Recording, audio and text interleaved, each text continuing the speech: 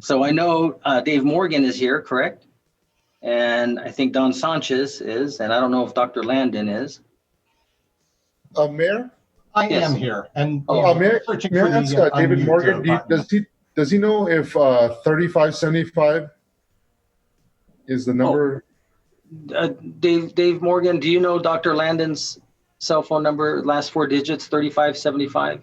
I am actually double checking. Okay. I know it's area code 505.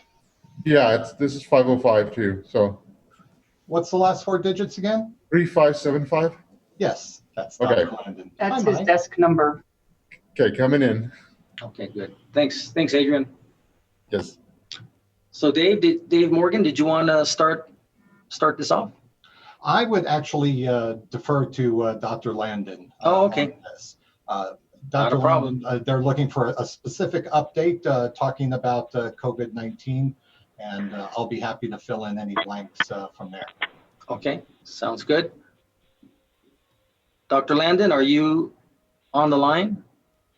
Yes. Good morning, Mayor and council members. Hey, thanks for the invitation to attend your special council meeting. And you know, I would just say that I think the state's doing relatively well right now in terms of growth rates for COVID sort of stabilizing, and the trend is clearly downward.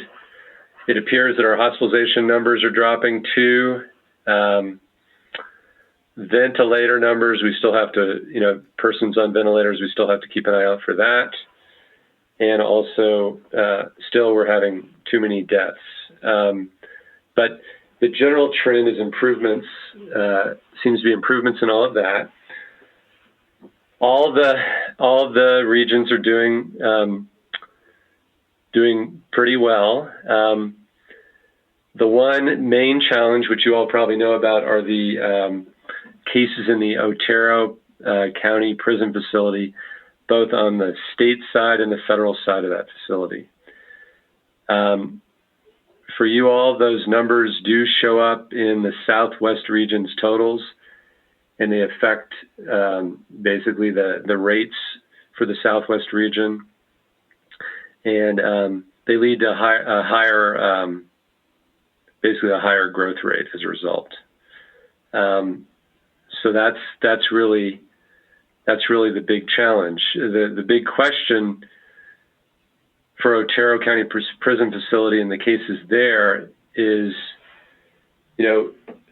the staff are in the community, or many of them work in El Paso, but the detainees are relatively isolated. I mean, by definition, for that type of facility. So they're different cases than cases that say live in downtown Las Cruces. So it's sort of a challenging group to work with on many levels. How do you categorize what's going on? How do you reduce the number of cases? How do you do all that? And to decide what are the implications for the community of having all those cases basically on the border of Otero County and Doñana County. So the state as a whole, and I also think Las Cruces is doing a good job reacting to all of this and taking a very thoughtful, slow, systematic approach to reopening, which I think is the systematic, thoughtful, slow are, I think, important characteristics of reopening. So that was just sort of just some initial comments, and I look forward to the session today. Thank you, Dr. Landon. And Mayor, if I may jump in, Oh, yes, yes, Dave. Speaking on behalf of Can you identify yourself, Dave? I'm sorry, just, yes, David Morgan, Public Information Officer, New Mexico Department of Health.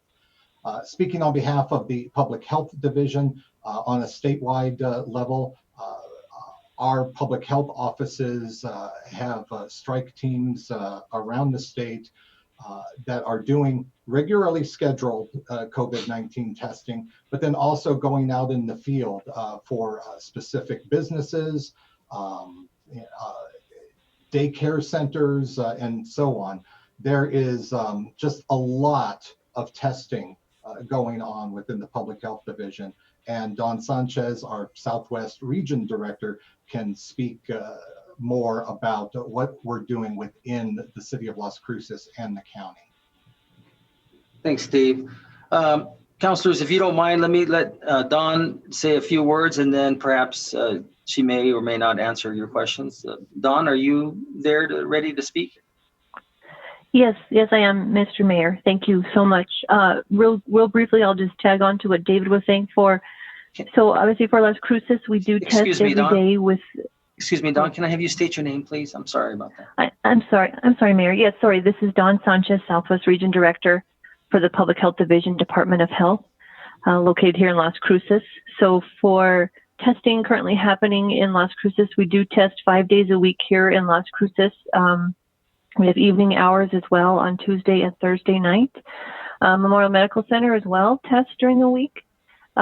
If you go out into the county, we have our health offices in Sunland Park, Chaparral, Anthony as well doing testing, as well as David mentioned, we have a lot of community events that we go to and we provide testing. We've been partnering with the county community resource centers when they do food distribution, do testing with those populations. And then also La Clinica and Gadsden Schools came on board this week, which was great. And they provided testing 4 days a week, one in Las Cruces on Mondays at their central location. And then they are in Chaparral, Anthony, and Barreno Tuesday, Wednesday, Thursday. So they've had a good response as well. And I just wanted to mention, too, is that we had a conversation with Ben Archer Health Center to also come on board with some testing, some that community surveillance testing. So we're hopeful that we'll get them on board as well for Northern County and those areas that they serve as well. Not only in Doña Ana County, but for us, they also serve three more of our 8 counties in the region. So we're looking forward to that partnership. But we are available, like David said, we do respond to rapid response, and then still doing a lot of the community surveillance testing as well. So if there's any questions on any of that, please let me know. Again, all the locations are located on the locations tab on the cv.nmhealth.org website. Okay. I can stand for questions. Thanks, Thank you. Dawn. Mhm. We have 2 questions. Well, we have Councillor Sorg and Councillor Abeyta-Stube. Councillor Sorg. Thank you, Mr. Mayor, and thank you to the Department of Health, Ms. Dr. Landon and Morgan and Dawn, for coming to the meeting and to provide this information. I've been following the Department of Health's website off and on now through this whole pandemic. And yesterday, I believe it was, I just was curious on where some of these cases are, where they're located in Doña Ana County in particular. And so what I did is I took the numbers on the website for 5 of the zip codes along the Texas border, and I added them all up. And let me get the number right. That came to 589 cases in those 5 zip codes, 589. Yet when you go to the county total, it only shows 509 cases. Can you explain why there's a difference there? That's the whole county. I mean, everything besides the local or the zip codes there along the Texas border. Yeah, this is Michael Landon, State Epidemiologist, Department of Health. Yeah, you're correct. 509. I'm not aware of your 589 number. I don't know. I understand how you came by it, but that does not really add up for me. Although I must say I didn't do what you just did in the last minute. I'd be glad to look into that. Okay. So as I understand it, your concern is that the 5 zip codes closest to the Texas border in Doñana County have more cases than we're reporting for Doñana County. If I understood that correctly, I mean, I do not think that's the case, but I'll be glad to look into it. Okay, that's what I'm saying, or finding rather, I should say, going from 88048, 08, 63, 21, and finally the Chaparral zip code of 88081. Okay, I can explain this now. Okay, so the Chaparral zip code includes, as I understand it, without going to those data right this minute, one of the problems with that zip code and looking at that zip code and incorporating that into Doñana County is that it will include many of the Otero County Prison Facility cases that we have, for transparency, we have broken those cases out into a separate category. And so everybody can see the numbers. And yesterday, there were 233 cases at the state detainee cases and 134 at the federal facility, and then an additional 92 at the ICE facility there. So the challenge for all of you, and for me too, is how do you, and I sort of described this at the beginning, how do we best deal with this very special population that is, there are lots of challenges. One, how do we make sure they don't get infected? How do we prevent infection? How do we assure they have appropriate rights? How do we assure all these things in this detained population? And how do we count them? So they're counted in the Southwest region. They affect the Southwest region growth rate. They're counted in that zip code you're talking about.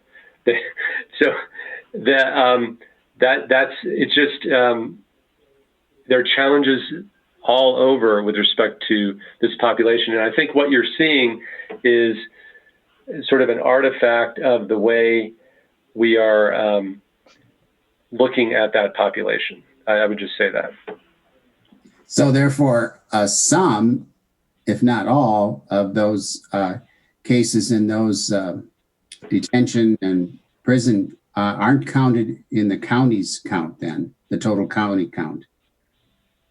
Correct. They're counted. We present the data. They're counted in the state totals. So they're in the state totals. They're not counted in Doñana County's totals. They're not counted in Otero County's totals. They are counted in a separate, in our press release, we have a separate area for both federal detainees and state detainees. And they're listed by facility in that. So, because otherwise we'd be dealing with this issue that you're bringing up is, what's going on with Chaparral? Well, okay, what's going on? Yeah. And that zip code is that there's a very large prison facility complex there with 3 components to it that unfortunately has a lot of cases. Yeah, in fact, on the website right now, I zoomed in on the 2 facilities. It doesn't name them, but I think it's pretty obvious. The one that has the most is closer. But anyway, it shows 363 cases, and the ICE facility a little further to the west is 92 cases. Maybe or maybe not that's up to date, but anyway, okay, that helps explain. I thank you so much. One last thing, one more thing I should say. is I wanted to get an update on what the possibilities of what's going on with our local testing labs here in Las Cruces or at the university. Does anybody have some latest information on that? Don, I have some information if you don't have an update. Go ahead, Dr. Landon. I can fill in if I have anything more than what you have. Yeah, no, I think there's been positive developments. I've seen a number of emails from overnight at, basically finalizing the agreement with NMSU. I mean, I'm not saying it's final, but moving forward to finalize the agreement with NMSU to support testing at NMSU for COVID. So I think that just happened, and I'm just sort of looking at that happening over the last day or so. So that's very positive. So it looks like that. I'm not saying everything's finalized, but I'm saying it clearly is moving in the right direction for testing to occur at NMSU. Don, do you have any additional information or a different perspective on that? So again, this is Dawn Sanchez, Southwest Region Director of Public Health. Counselor Sorg, Mr. Mayor. Yes, same as Mike. This is the biomedical lab with Dr. Murphy out of the College of Arts and Sciences. So this is the one that they are getting their lab set up right. They have a proposal to Secretary Kunkel and our department to assist. So I think that's probably what Mike is talking about, having communication overnight. But they're definitely moving forward with partnering with TriCore as well and continuing support from the NMSU administration. So hopefully we will hear something shortly that they're up and ready to go. So that's very positive news. As far as the other entity, Counselor Sorg, that you had referred us to, I understood that they might be also in communication with TriCore, but I have not heard anything more from either side. Okay. Well, thank you very much, Don and Dr. Landon. I appreciate that. Mr. Mayor, that's all I have for now. Thank you. Thank you. Councilor Beta-Stubbe? Thank you, Mayor. Thank you, Dr. Landon. Thank you, Don, and thank you, David, for joining us today. My first question is going to be for Dr. Landon, and it's regarding this phase that we're in of the reopening process. And if you could just tell us what that we need to be looking out for, I think the biggest question on a lot of people's mind is, how long do you think it will take for us to start seeing the sort of results of this opening up? What should we as policymakers and leaders be looking for? Yes, thank you, Councillor. We're clearly looking for, each phase when we there's a next stage of reopening. We really keep an eye, particularly over the next 2 weeks, the following 2 weeks after that, after those developments. The average incubation period is around 5 days for COVID. And by looking for 2 weeks, that gives us enough time to see if something's going to emerge. So 2 weeks is sort of the rule of thumb we use. And what we'd be looking for, we'd be looking for new cases. Are we seeing new cases emerge? Are we doing enough testing to see new cases? And I think, as David Morgan and Don Sanchez described, the Public Health Division is doing a lot of testing, and so I think we're doing adequate testing, or we're getting toward adequate testing.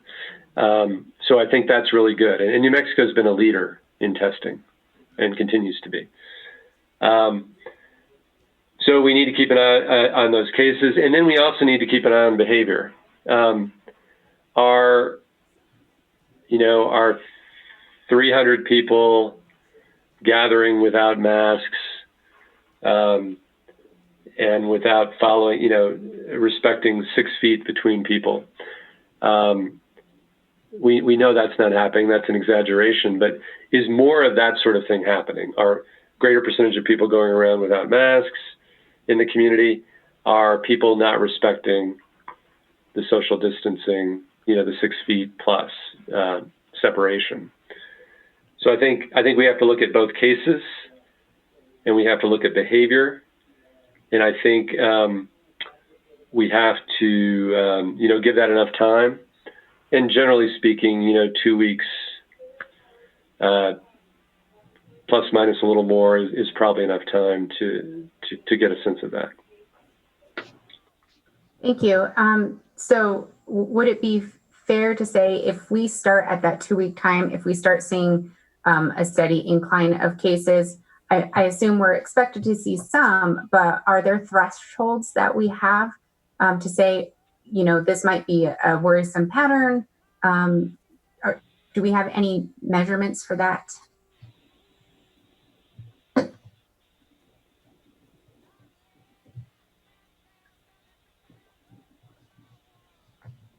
And I can rephrase that if you need to. Oh, I'm sorry, I was on mute.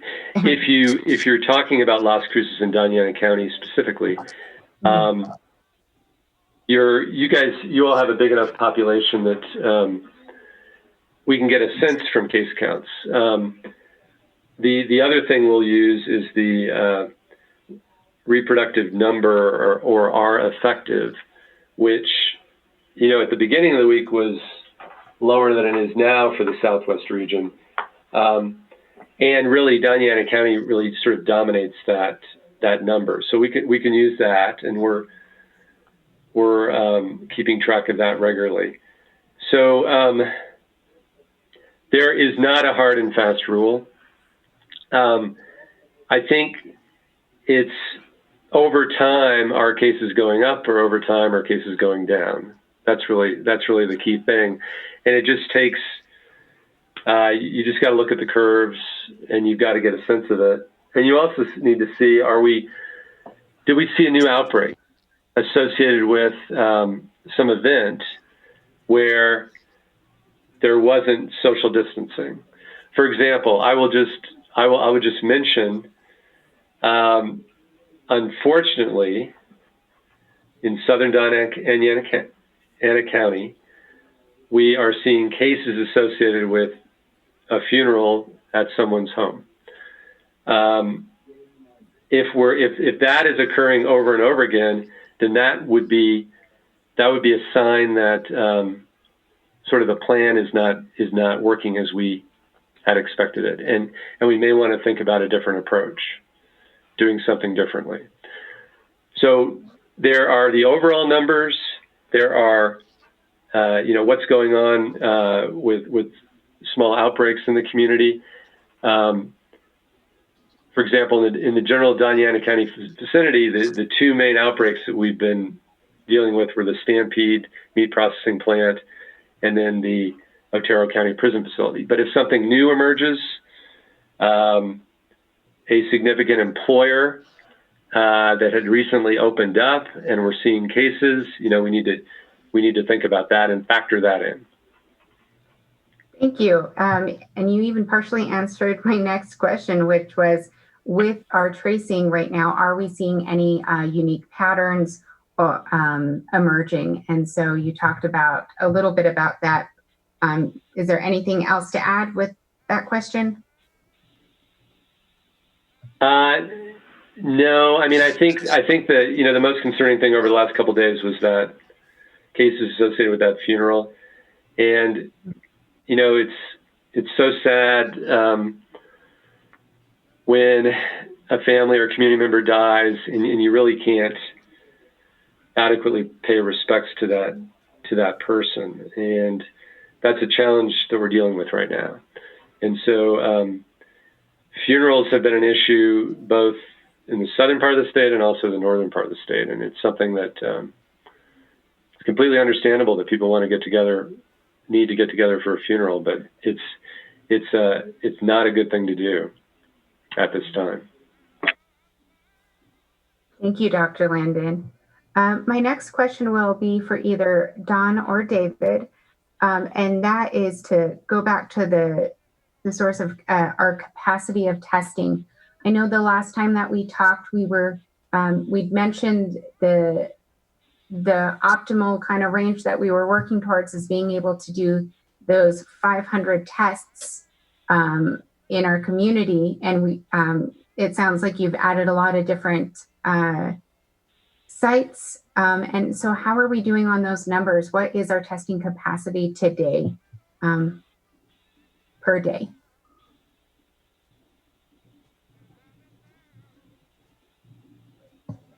So David Morgan here, Public Information Officer, New Mexico Department of Health. I know you're speaking specifically for the city and county. I can only tell you on the statewide level, we still have a testing capacity of approximately 5,000 per day, and are still looking at all of the additional ways to be able to increase testing capacity. We know that Sandia National Labs and Los Alamos National Labs up north are doing internal testing of their employees currently. And, you know, as Dr. Landon mentioned, we are in the midst of getting New Mexico State University online. And then there is a company here in Las Cruces, Pathology Consultants, that apparently is now starting to be able to run COVID-19 samples as well. So there is definitely more testing on the horizon. And as for the specifics for the city, I defer to Don Sanchez. Thank you, David. Thank you, Councillor Veta Stuve. This is Don Sanchez, Southwest Region Director, Public Health Division. If you're speaking of Las Cruces specifically, I mean, in Las Cruces right now, again, you know, MMC tests, there are over 200 tests typically a day. At our health office here in Las Cruces, we do approximately 100 a day. And so as we bring on La Clinica too, that's a new, you know, they just are getting up and running. So we still have some capacity. We're not quite at our, you know, I think our thought was possibly, you know, if we look at Las Cruces, I think my comments were probably in relation to 500 countywide. If we look at countywide, we are probably there because we have our health offices too out in the outlying areas, testing on a regular basis. For Las Cruces right now, we also have the Amador Health Center that is coming on board too, you know, as another FQHC to provide some assistance for specific populations that they're able to assist with. So we have built a capacity, I think, with availability and testing. I think part of it is getting the word out, and then just, you know, also part of what our role though too is to respond to the rapid responses too. So that those numbers fluctuate obviously when those do come into play, and we have to respond to that. But we definitely have built up capacity. We did have the event for the city too on Friday, May 29th, where we had a special drive-through event for the city staff and also LCPS staff. I think we had about 60 city staff come through, but we've had city staff come throughout on all of our different events, you know, we've had happening over the last, you know, 3 months. So I think I feel we're at a good point. Again, we're still working with other partners to come on board. Our FQHCs again are there with us, helping us out. Thank you. Thank you. I appreciate that. And then just a reminder for the public who might be listening in about how long is it taking for a positive result to come in, and then how long might it be taking for any negative results to come in?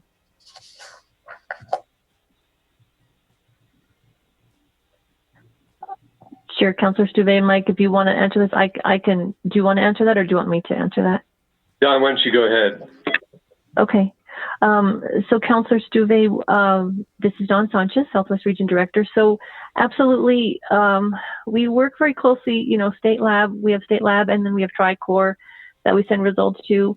Working through the State Lab, it usually takes, I mean, I'm going to probably 48, 72 hours for the positive. There might be some that take longer for various reasons. So those ones are notified, you know, immediately when that positive result comes through.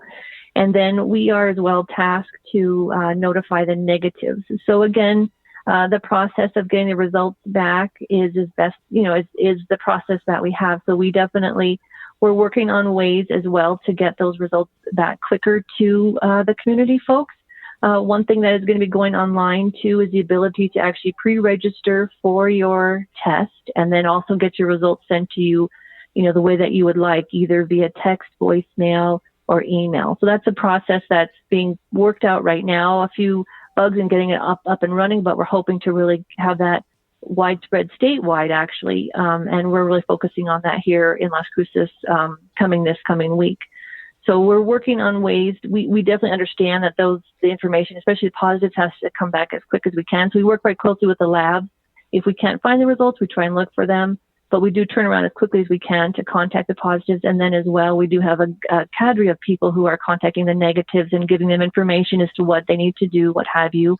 So we definitely, that's a priority for us to get those results back quickly and to do that contact tracing. So we can definitely continue to mitigate the spread. So if we do have the patient portal as well, where folks can right now go online. If they've been tested, they can go online and check and see if their results are there. And a lot of folks are getting their results already through that process.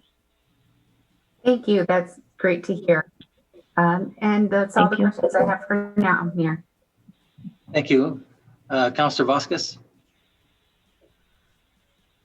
Mayor, thank you to the Department of Health for continuing to participate in our meetings. It's really appreciated. Thank you to Councilor Abeyta-Stuvia as well for your always very insightful questions. My questions are around the Otero County Processing Center and the Stampede Meatpacking Plant. We had a chance to talk with Mayor Perea not too long ago on one of our Friday meetings to ask for an update or a course of action to address the incredible infection rates that occurred there. And also requested to see if he might be able to call in the Department of Health to actually inspect that facility to ensure that the actions that they were taking to mitigate the spread of the virus in that particular environment was satisfactory, because it certainly didn't seem that they were prepared or adequately addressing the needs of the workers there, considering how big of a spike they had in a very short amount of time. And then at the Otero County Processing Facility, knowing that that's a federal facility in charge, or at least that ICE and the contractor there jointly run, wondering if at the Department of Health level or at the governor's administrative level, there has been any discussions on actions that the state could take to ensure compliance with best practices at that particular facility, or if there's anything the state can do, because it's incredibly troubling, the rates of infection that occur both there and at Stampede. And I think that's where we should be allocating some of our resources to mitigate the spread there. Counselor, with respect to Stampede,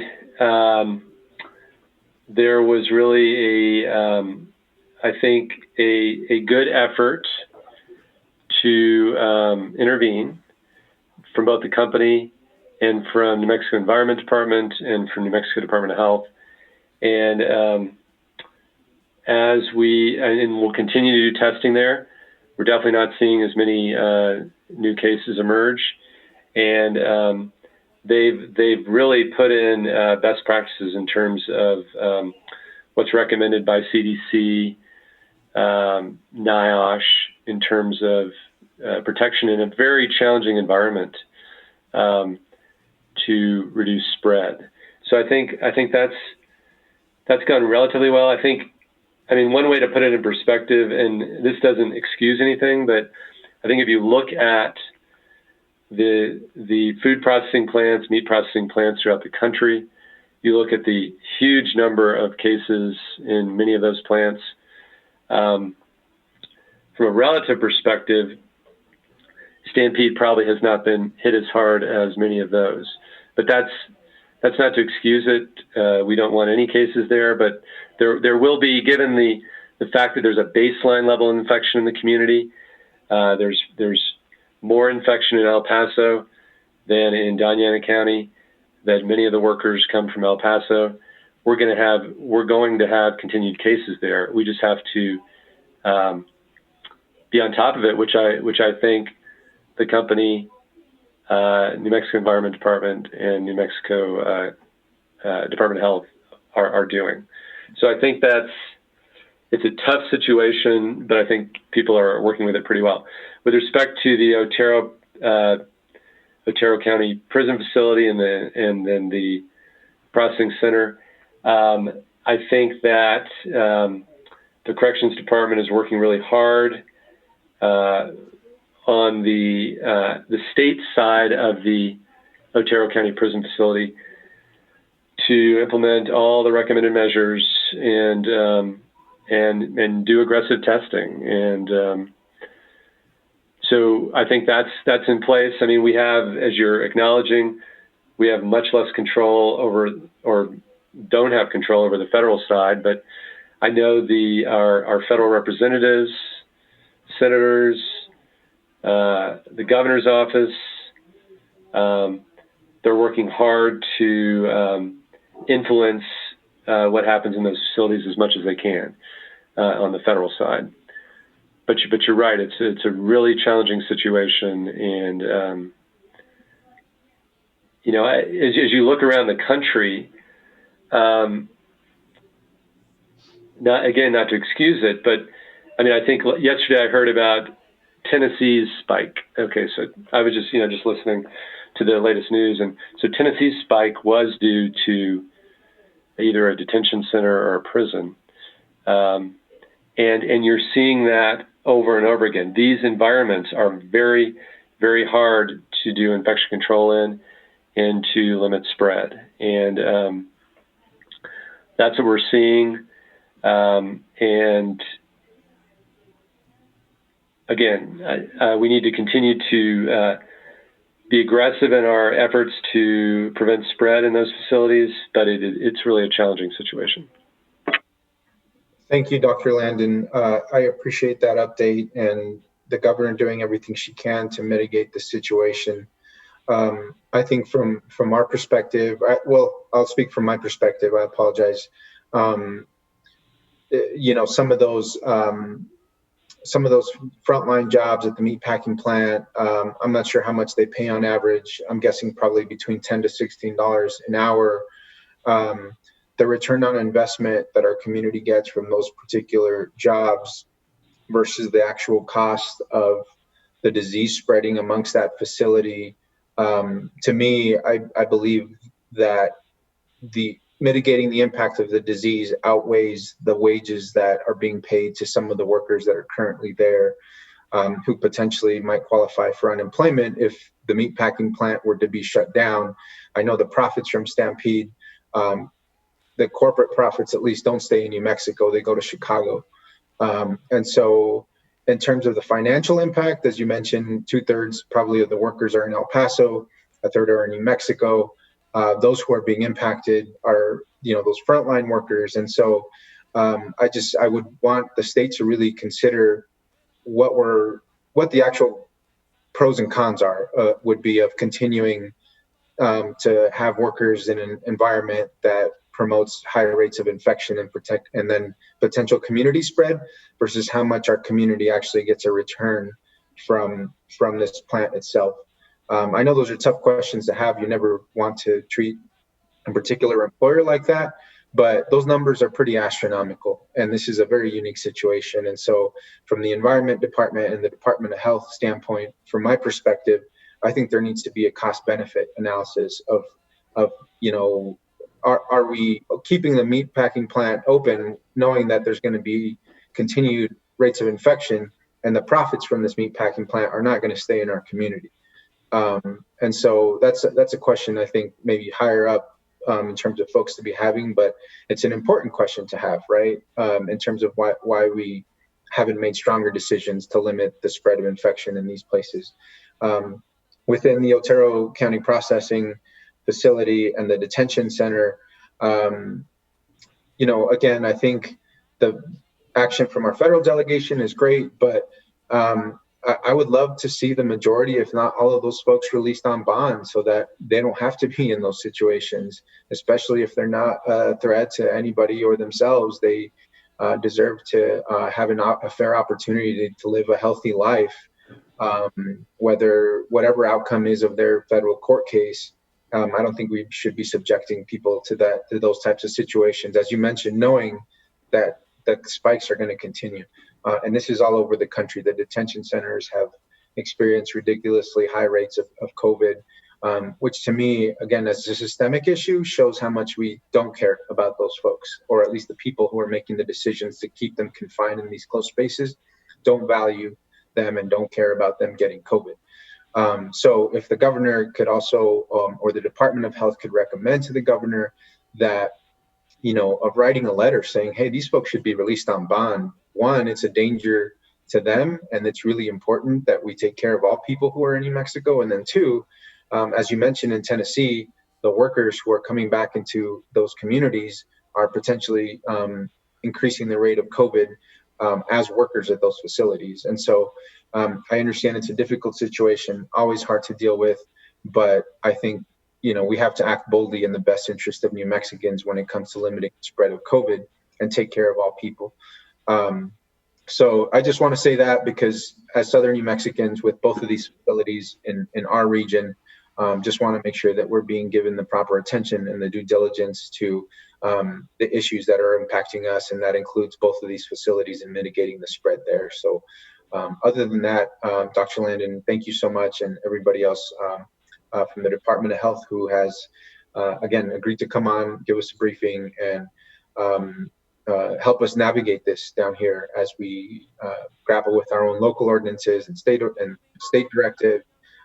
Your input is always very helpful in making those decisions. So thank you. Thank you, Councilor. Mayor Pro Tem? Thank you, Mayor. Cassandra Gambetta, Mayor Pro Tem. I appreciate Dr. Landon, David Morgan, Don Sanchez. I know how incredibly busy you are, but we can expect you at least every 2 weeks to give us an update and answer any questions that we've had. So I feel very blessed and incredibly lucky to have such amazing people to represent us here. And that's really for the public. I know we're probably getting quite a few people watching on YouTube, given the ordinances that we are trying to move through. And so, Dr. Landon, I wanted to ask some clarifying questions. By chance, do you have specifically the Las Cruces rate of infection? I know that we have gone up and down. I know that many of us are looking at the dashboards and whatnot. And I know on Fridays you get that. And I'm thinking it's around the time when you're getting updates as well. Do you have that currently? Yes, Mayor Pro Tem, I do have it. I'm opening up today's. I thought I was opening up today's. No. So I don't have it for Las Cruces, but I do. The number for Doñana is 509, like we talked about, and I'm going to get you the rate here in just 1 second. The rate earlier in the week, and I can update this if you'd like, but so the rate earlier in the week, this is the June 1st rate. So this is the number of cases per 100,000. And I'll put this in perspective. The US rate is 552 per 100,000. New York leads the way at 1,902 per 100,000, and New Mexico 371 per 100,000. So that's just giving you the state perspective by states. And then if we go to, and this is again for Monday, and then if we look at Doñana County, on Monday it was 219 per 100,000. So Doñana County 219 per 100,000, New Mexico 371 per 100,000, and the U.S. 552 per 100,000. So those are the rates per 100,000. So we can compare, different communities and see what the infection risk is in the different communities. So the infection risk in Doñana County is less than the risk in New Mexico as a whole, and less than the risk in the U.S. To put it that way. Okay, very good, very good. Also then, tell me, with one person affected, what would be the potential of spread to others, like in numbers? What are you seeing specifically? Well, we're seeing for the Southwest, the our effective, I'm getting there, was about 1.10, and I'll get you an exact one here in a minute. So what that means, let's see, Southwest was 1.09 at the beginning of the week. Now it's gone up because of all the Otero County prison facility cases. But I think for our discussion, 1.09, which means that for every case, we would expect there to be a little more than one case that results from that case. So basically, for every 9 cases, we would expect to see about 10 cases. And what we want to do is we want to get to the point where the reproductive number, the effective reproductive number, is below 1. So that means we see less than one case, one secondary case, less than one secondary case for each case. But right now we're seeing about, for every 9 cases, we're seeing about 10 new cases. But that's a lot better than it was in March for the state. In March for the state, if we had 9 cases, we'd see 9 cases, we'd see about 18 cases, or about 2 cases for every 1 new case. Thank you for that, Dr. Landon. I appreciate that. And that 1.19 is specific to the Southwest region, right? Or 1. Yes, that's correct. 1.09. Yes. And that's specific to the Southwest, but it's really dominated by Doña Ana County. Right. Because that's where most of the population is. And so it can be sort of viewed as a Doña Ana County number. Sure, sure. Dr. Landon, your views on mass and what that will, if people use mass in your estimate, your experience, your knowledge, your expertise, basically, why are we asking people to wear masks, and how, in terms of percentages, if we had 90%, 95% of the community wearing masks, what does that do specifically? Okay, so just sort of Mayor Pro Tem, just sort of broadening the perspective a little. For our interventions are really, we don't have a vaccine yet. We don't really have widespread medication availability. We definitely don't have a medication that would prevent the infection. So we really have to rely on sort of behavior change. And so the social distancing is critical. People need to stay 6 feet apart. Hand washing is critical. And if hand washing is not available, using hand sanitizer. Staying at home and definitely not going to work if someone's sick, that's critical. And then the fourth intervention, which has emerged as particularly important now that we know that we have asymptomatic transmission, that people can transmit without symptoms, is our masks.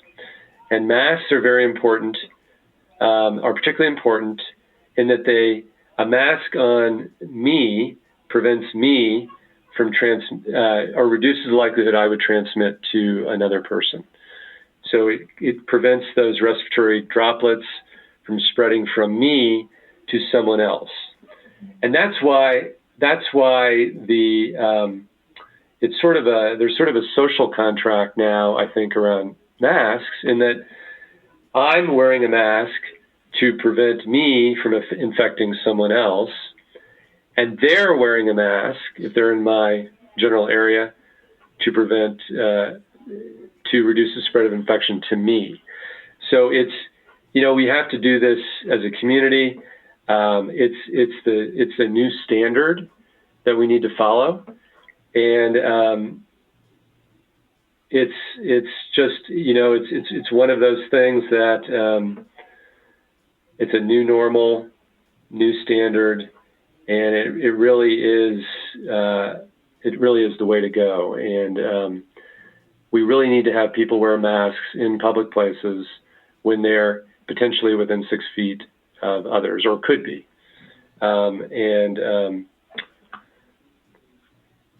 So it is part of a group of interventions, and it increasingly has become an important intervention as we've learned about the asymptomatic spread. And it's not the sort of thing, well, it's really up to me whether I wear. I mean, if it's not about the mask protecting the individual as much as it's about the mask protecting those around them. Therefore, it's really not an individual. It really should not be an individual decision at this point. It really should be a community decision.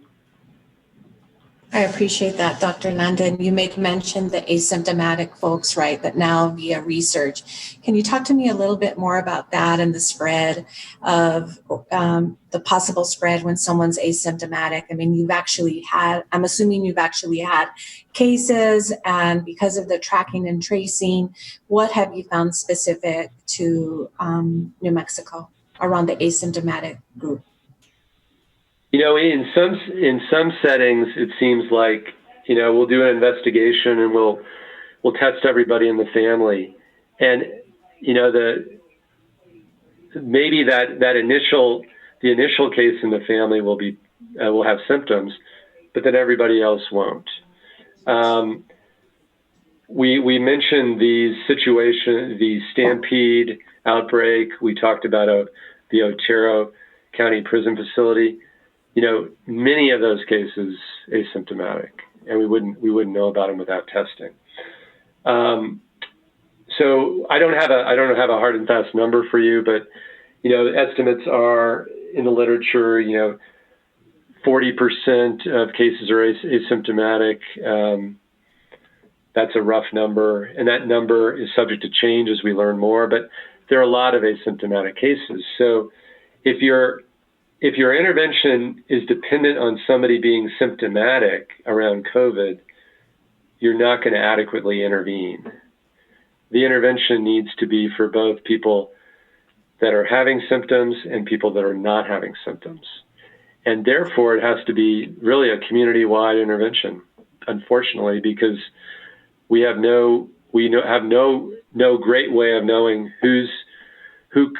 we have no great way of knowing that somebody is not infected, given the amount of asymptomatic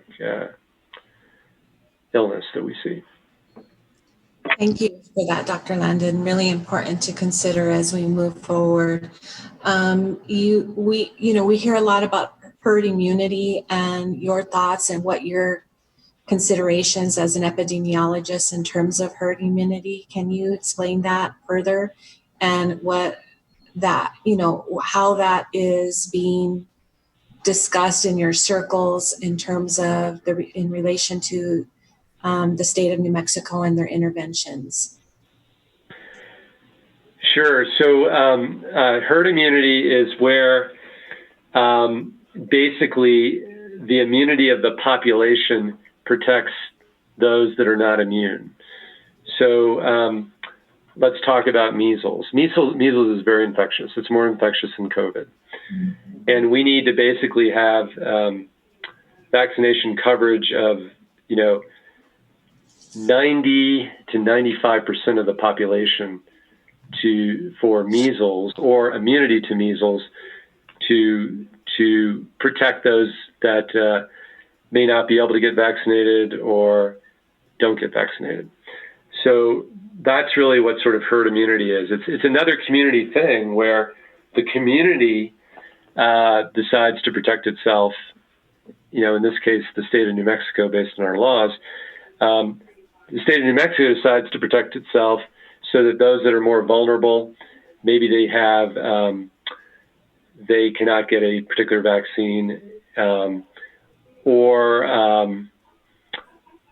or they're just more vulnerable to complications of a particular illness, the community decides to protect the community. It's a community decision. So for COVID, we don't really know what the magic number is. I said for measles, it's between 90 to 95% need to be either vaccinated or have gotten the illness. For COVID, we don't know exactly what that number is. Let's just say it's between 60 and 75%. And, people throw out different, you could read 12 articles and get different, different percentages of their estimate of what it will be for COVID. But what that means is the community is not going to be fully protected from COVID, or the community is not going to be well protected from COVID until we reach that percentage, say 60 to 75%. How do we reach that percentage? Well, we reach that percentage by people getting COVID, developing antibodies, and hopefully those antibodies provide adequate immunity.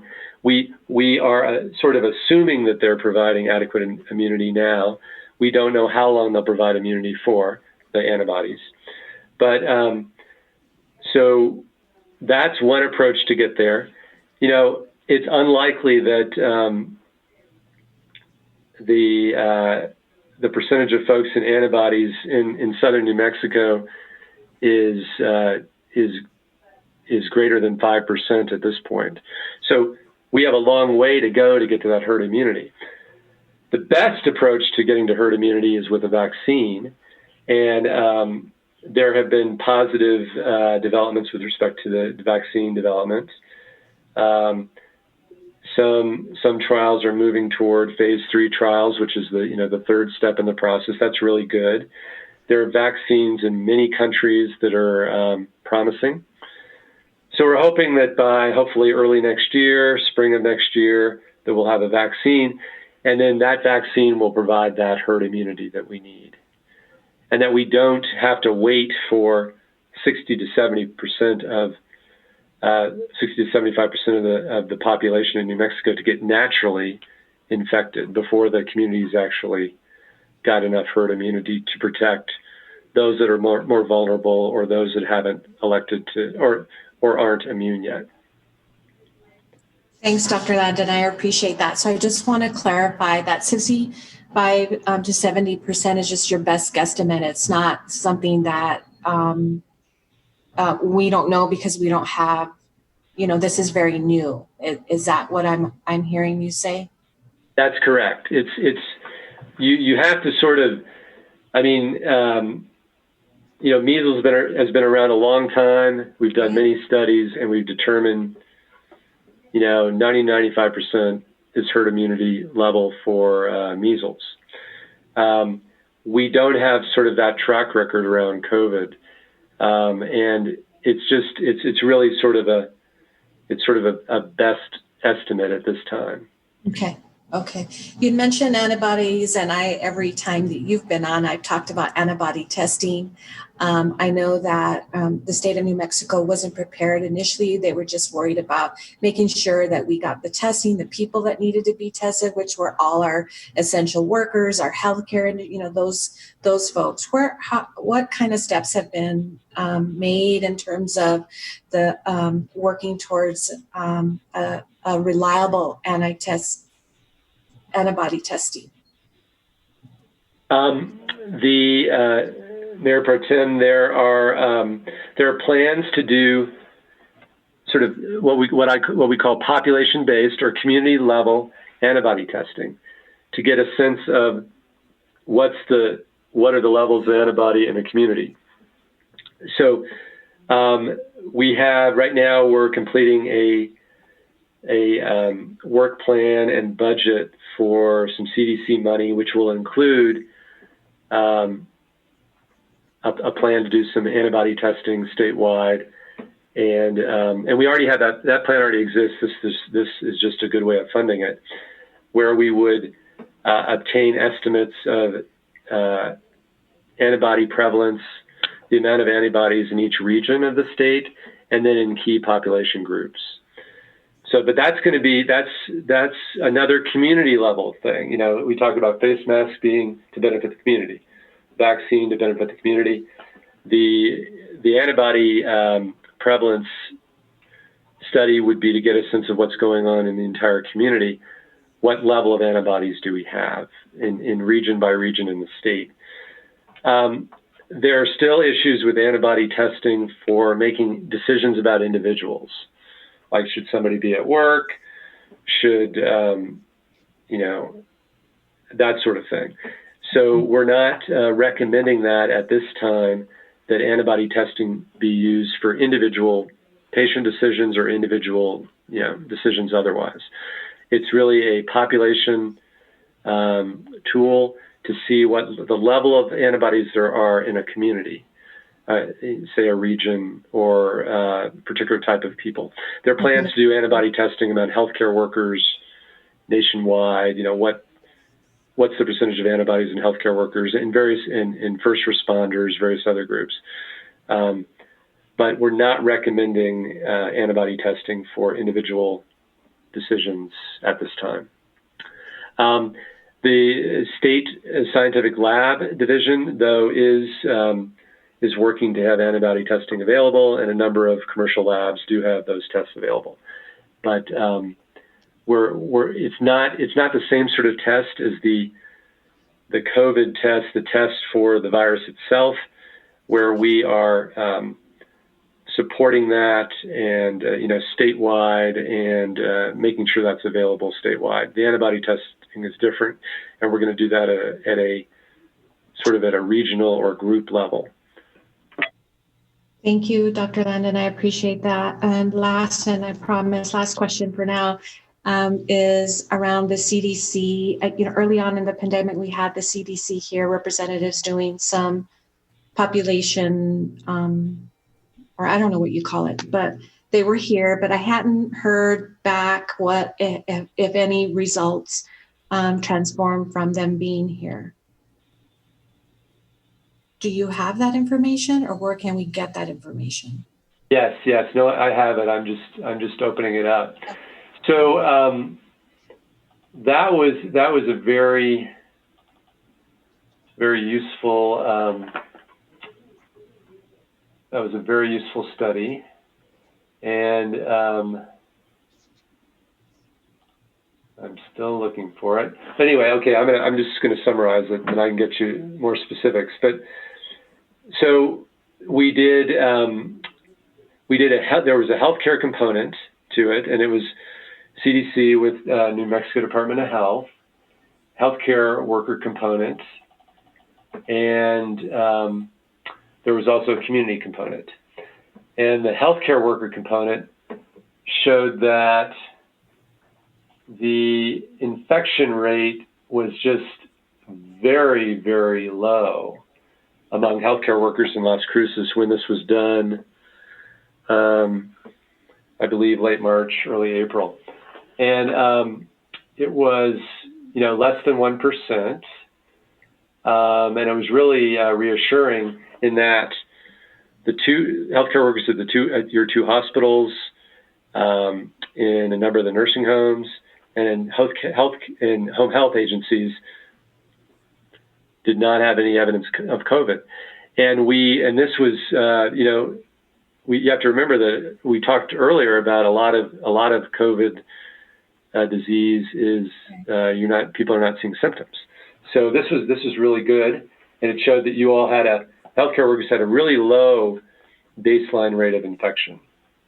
And then the community as a whole, I don't think the participation in that wasn't as great as we had hoped, but I don't believe that we had a positive among the community sample that we obtained. And this was just basically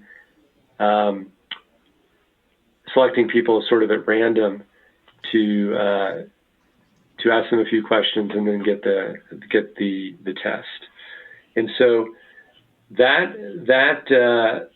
those results were very reassuring and very positive. And we'd be glad to share that if you guys haven't seen that. I appreciate that. I haven't seen it. I don't think it's something that has been shared with me or the council, and I think that would be very helpful. But again, I get quite a few emails I'm trying to be diligent about, and I'm super behind. Like I think I'm at 1,300 now. So, but I think that would be appreciative for me. Thank you, Dr. Landon and David, Don, for being here and for your care and compassion for our county. I appreciate it.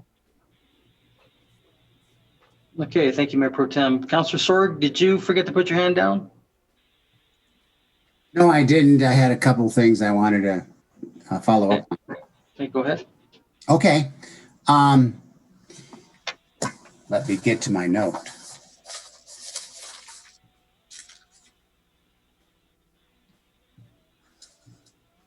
I wanted to also share my concern for those places, especially the prisons, that the virus is going rampant in. And I hope we can find some way to curtail that infection of the virus in those prisons.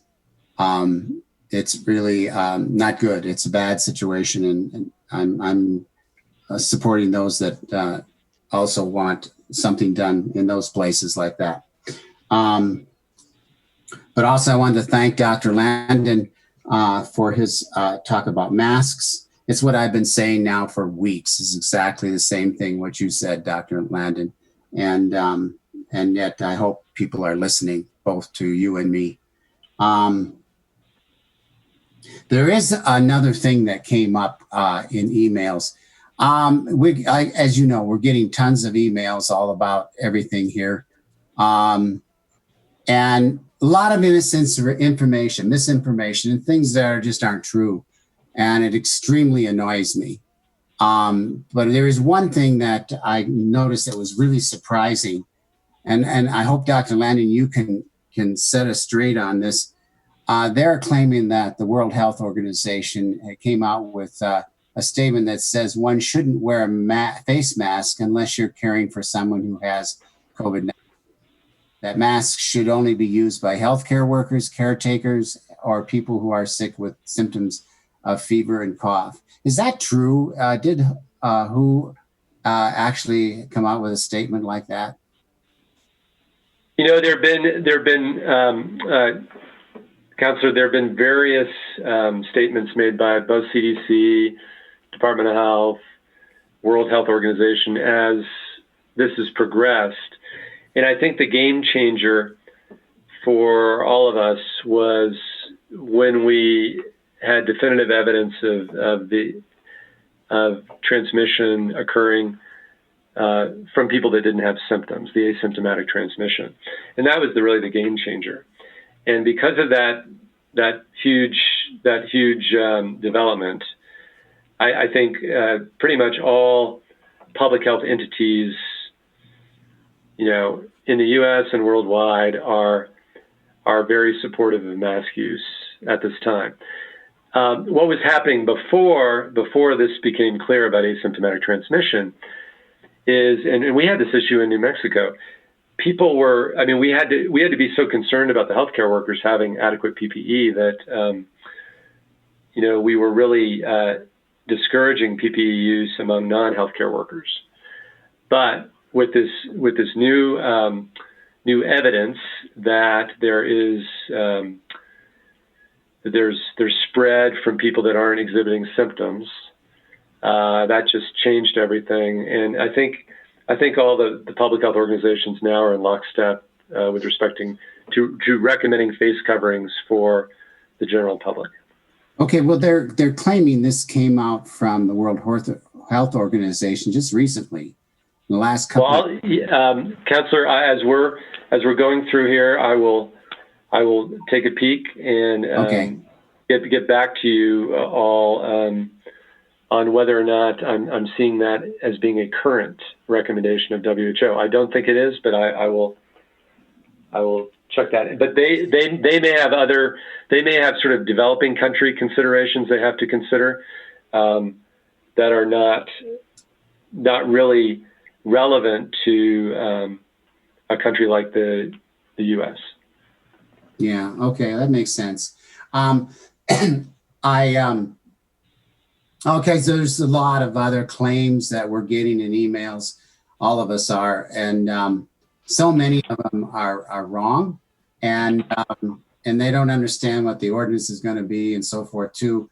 There's just too many to answer them. I tried once, and I keep getting just as many back again, and so it's kind of a hopeless situation. But yeah, I hope just everybody that can wear the mask where they're supposed to wear them, and we'll go from there. Okay, thank you, Mr. Mayor, and thank you, Dr. Landon, so much. Thank you, Councilor. Councilor Bencomo? Thank you, Mayor.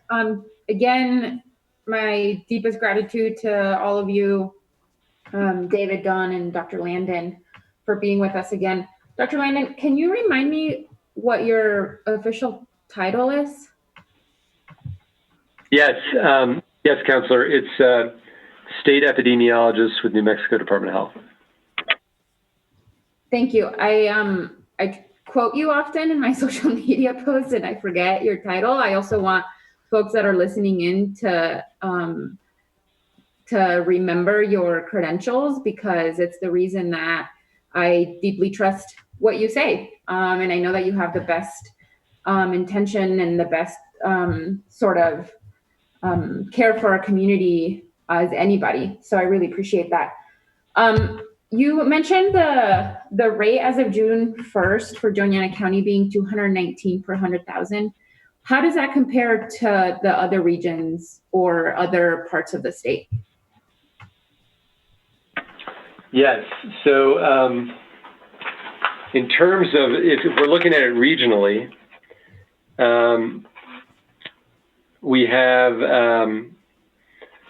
and these are slightly different time periods, but sort of at the end of the month, the Northwest was at basically 1896 per 100,000, 1896. Second was the Metro region at 237 per 100,000. Third was the Southwest region at 206 per 100,000. And that number is, relatively close to Doñana County's number of 219, reflecting that Doñana County's numbers really do drive the Southwest region numbers. And the Northeast is 89.6, and the Southeast 66 per 100,000. So the Southwest was sort of intermediate of the 5 regions. It was it had the third lowest and third highest rate. Thank you for that breakdown, Dr. Landon. And then I wanted to say that I thought it was really great that you said earlier about this is a social contract. We're really past this individual choice and now really at this community choice. So like this community decision, I think that helps certainly me make a decision moving forward. And then I wanted to address, even just from Dr. Vasquez, Councilor Vasquez's point regarding the detention centers. I recently heard that MTC, the Management and Training Corporation, which is the private contract running the Otero facilities, I believe both of them, recently approached the Otero County Commission to terminate their contract because of low capacity, and only proving that companies like MTC care about their bottom dollar. Because they're having less people in their beds, they're making less money. So last I heard, MTC probably made either $56 or $60 per person per day. So, there is an incentive to get people in those beds. And there was a transferring out of folks right before COVID hit due to some other things related to federal policy, but they have such low numbers right now in their facilities that that they don't want to operate there anymore because they're not making any money. So I do hope that the state begins to take a more serious stance on this, because it is, at the end of the day, it's still business that is operating within the boundaries of New Mexico. I hope that we begin to phase out these contracts, that we do less business with these people. And I definitely hope to see, you know, I don't know if Mr. Morgan or Dr. Landon, I really do hope to see folks like you also take public stances on how these facilities, you know, are a threat to public safety and to public health in our communities. So I know that that's probably not something you're considering right now. You are incredibly busy trying to figure out how to ensure less people are dying from this disease. And so I very much appreciate that, but hoping that at the end of this, whatever that means, that the New Mexico Department of Health definitely take a strong stance against private prisons. Those were all the questions I had, Mr. Mayor. Thank you. Thank you. Councilor Flores? Thank you, Mr. Mayor, and thank you, my dear colleagues, Mr. Mayor, and thank you, Dr. Landon, David Morgan, and Don Sanchez. I appreciate the information that you have provided for us this morning. And yes, we have been inundated, yeah, just many emails, and there are actually fewer yeses, you know, vote yes on our mask wearing ordinance than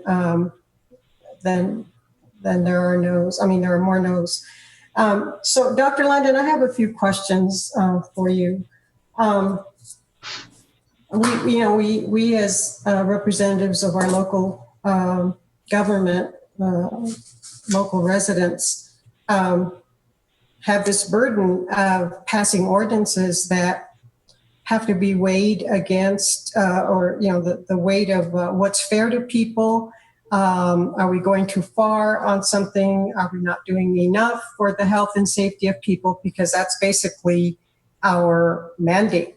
We're here to assure that we have a safe city in health and personal safety and all that.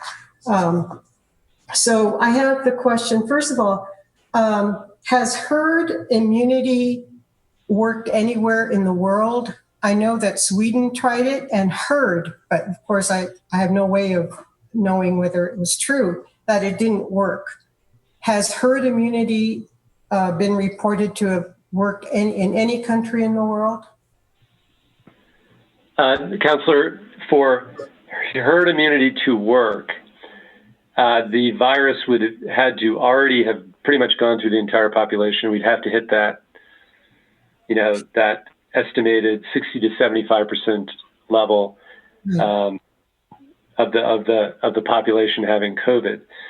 So in Sweden, they tried a more sort of voluntary approach to social distancing, the interventions we were talking about, and they estimate that the percentage of the population that's infected is greater than at some other places, but they haven't attained herd immunity.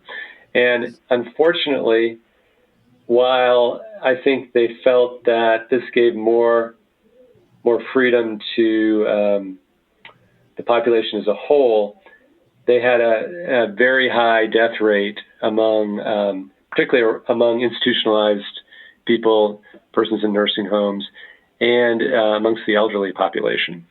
So that's the concern about Sweden's approach. Okay, thank you.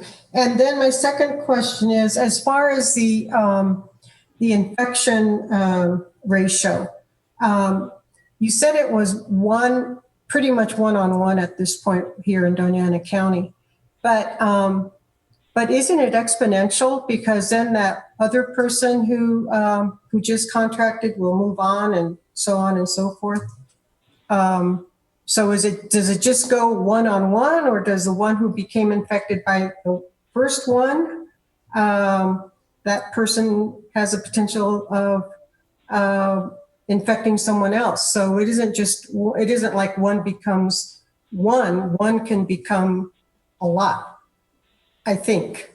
So that's Counselor, yes, that's true. So, I mean, because it's exponential, it's sort of like, well, basically you have that one, I was using the 9 leads to 10. Okay. Mhm. So 9 cases, you're going to end up with 10 right now based on the 1.09 effective reproductive number for the Southwest. And we had it at the beginning of the week. And, but those 10 are each going to lead to a little more than 1 for each. And as you said, it just sort of compounds. But at 1.09, that doesn't happen very fast. But at 2, basically we see doubling every generation of cases with a reproductive number of 2. So it does, small changes in the reproductive number have big impacts on the number of infected people in the community. And if we're above 1, we do see sort of that exponential aspect of this does come into play, because we're not just talking about one generation of cases, we're talking about a second generation, a third generation, a fourth generation, and on and on and on. And therefore, we have to get ahead of it with our interventions. We talked about waiting 2 weeks to see if there's an impact of something. Well, the problem with waiting 2 weeks is that you may have a lot of transmission in that 2 week period. Right. Thank you. Thank you very much for that information. My third question is, people, I think people, you explained very well how antibodies, we don't have enough antibodies, or we're not testing for them right now. And even if we did, my question is, the information I've gathered from reading everything I could possibly read about this is that and I think as reported by you in one of our previous meetings, is that there's different kinds of COVID-19. Maybe they're not all COVID-19 because they are different strains, or that the antibodies are different and there's not enough of a sample, or there's just not enough. Anyway, we don't have the antibodies. But if we don't have antibody treatment at this point, or attempt to treat or whatever, eradicate. But there's also, as you mentioned before, the question of relapse and reinfection. So say, for example, we did have an antibody. Would that antibody, the vaccine, would that potentially take care of all the possibilities and I don't know the word, morph? The coronavirus is morphing.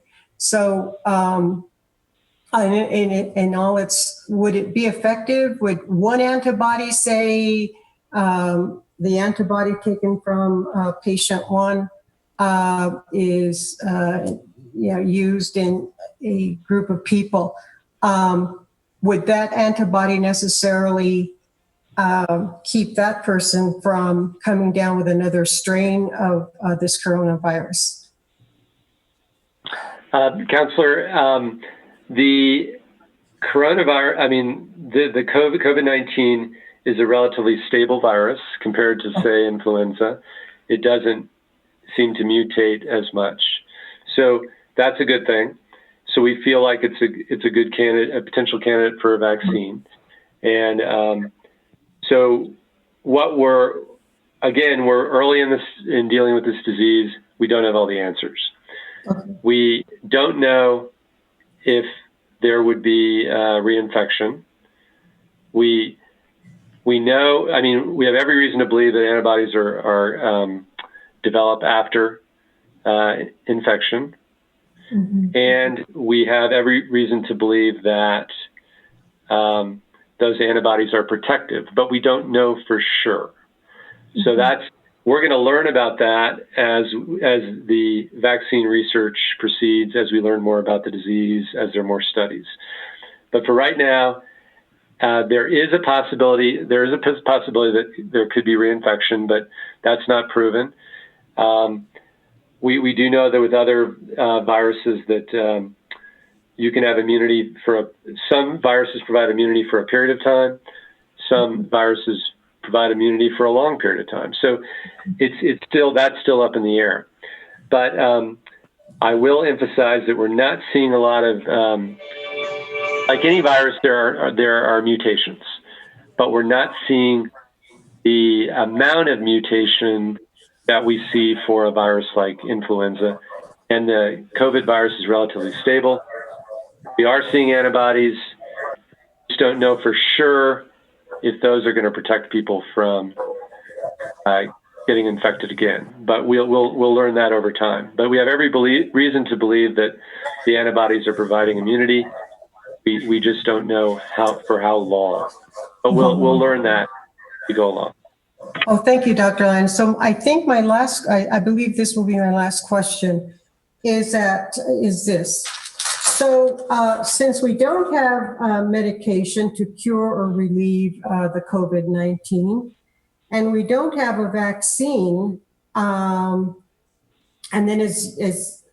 since we don't have the vaccine, the only thing we have right now, and correct me if I'm wrong, is the behavior that we have taken on. It has been demonstrated by washing our hands, social distancing, and wearing a face mask, that the COVID, that we have flattened that curve. So would it be safe to say, I don't know, safe, I think it would be safe, but would you agree that because we have taken those measures and there's nothing else to show that there's just nothing else that you can look at objectively, empirically, to say that the curve has been flattened for any other reason than the social distancing, the stay-at-home social distancing, washing your hands frequently, and wearing the mask? Would it be safe to say that there's no other thing to look at, and that those are the factors that have kept us at least from this blowing up, except at the Otero facility? Excuse me for interrupting, Dr. Landon. I apologize. I'm going to have to jump off for just a bit. Mayor Pro Tem Gondara will take over. I emailed her a public comment so that she could read, and then, but I hopefully should be back before the other resolutions. But I'm going to sign off here just for a minute, okay? Thank you. Please go ahead and continue, Doctor. Thank you, Mayor. Counselor, yes, I mean, the reason why the growth rate of COVID-19 has decreased is because of the interventions you mentioned. Now, I do want to mention there is one medication called remdesivir, which is available in very, very short supply. It's not that available, but it's for use with relatively sick people in the hospital, and it does decrease the length of the illness, but it doesn't do anything to prevent the illness or that sort of. So if we're talking about getting ahead of this and preventing it, yes, you're exactly right. The social distancing, the hand washing, being at home when sick, the face coverings, that's what's recommended. And if I could just mention, I think it was Councilor Sorg had mentioned, what about the World Health Organization? What are they recommending? Well, I did find that they are not, they have a specific Q&A question and answer on medical masks. They're not recommending medical masks for the general public, but I haven't seen anything specific on there about face covering. So what we're recommending, we're not recommending medical masks for the general public, we're recommending face coverings. That's what CDC is recommending. That's what Department of Health is recommending. That's what you guys are debating today. And so that's about face coverings. the World Health Organization is weighing in on medical masks. They're saying medical masks are for healthcare workers primarily, and we're not disagreeing with that statement. We're recommending face coverings for the general public. Thank you, Dr. Landon, and thank you, thank you, Mayor Pro Tem.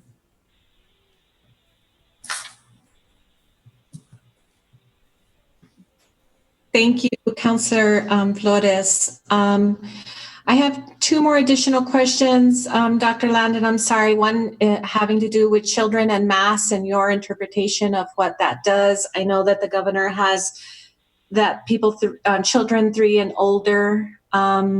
Can you talk to me about your feeling with children and masks and how important or not important that, in terms of them wearing masks? Yes, Mayor Pro Tem, I feel I'm very supportive of CDC's recommendations with basically cloth face coverings should be used for those 2 and older. You know, whether we talk about 2 and older or 3 and older, I don't think that's really that significant. But I think children should be wearing face coverings like everyone else. So that would be my take on it. Thank you. And lastly, people with behavioral health issues, challenges with, the homeless population. I mean, what are your thoughts? And I definitely want to, I can't state this anymore, how important I feel like the masks are, but I also know there's a huge population that have experienced trauma, domestic violence, for instance, rape, and the various tactics that perpetrators use, right, to hold people, to victimize them. And I know that masks would be really detrimental. And one of the things that I like to hear from you, Dr. Landon, now I understand, where I stand about the masks, but I think there's generally populations and the ones that I've mentioned that have great difficulty wearing masks. And I understand that the governor hasn't made those exemptions. And I think I like to really push for those folks that have behavioral health issues or disabilities that have, issues wearing masks because of trauma, that there be, some exemptions. And I don't see those in her altogether New Mexico COVID safe practices for individuals and employees. Can you talk a little bit about that? Yes, Mayor Pro Tem, I think we need to do the best we can to make sure that everyone's wearing a mask in public, and people don't need to wear masks in private, and that's laid out. I think there are there are medical reasons why somebody can't wear a mask, and I think if we're reasonable as a medical community, if we're reasonable about those reasons, then I think it may touch on slightly the populations you're talking about.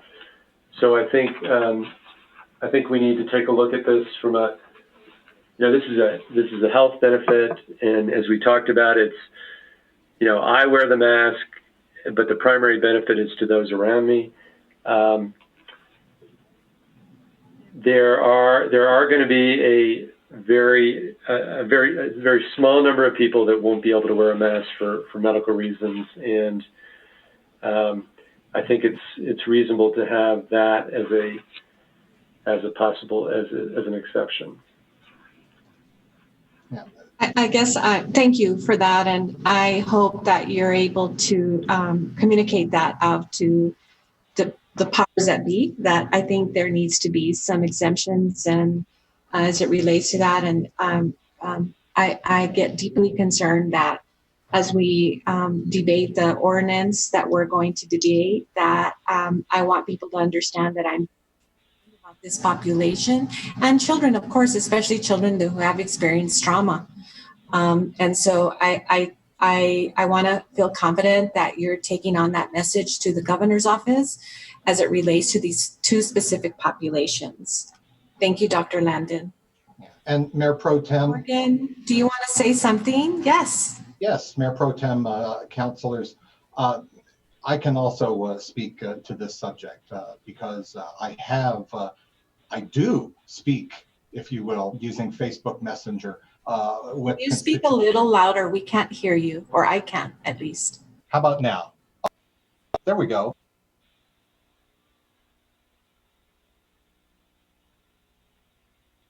You're on mute, David. Mr. Morgan. You know, if I worked for Zoom, they'd fire me.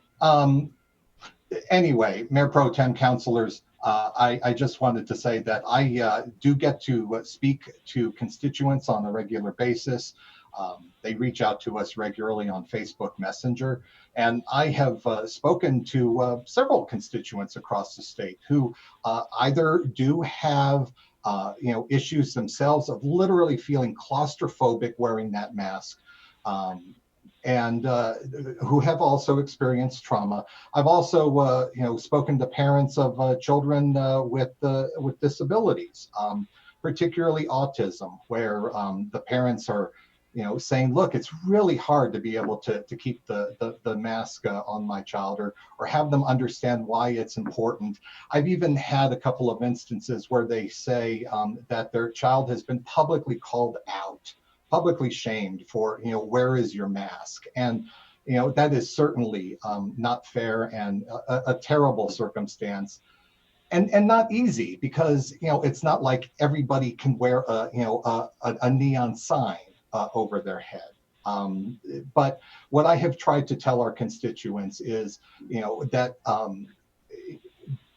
we do understand that collectively, as the administration does, as the New Mexico Department of Health does, and to just remind them that masks, while we are heavily emphasizing the need and importance to be able to prevent community spread by wearing masks, we understand that not everybody can wear the mask. And for your specific situations, just know that, we are okay with that.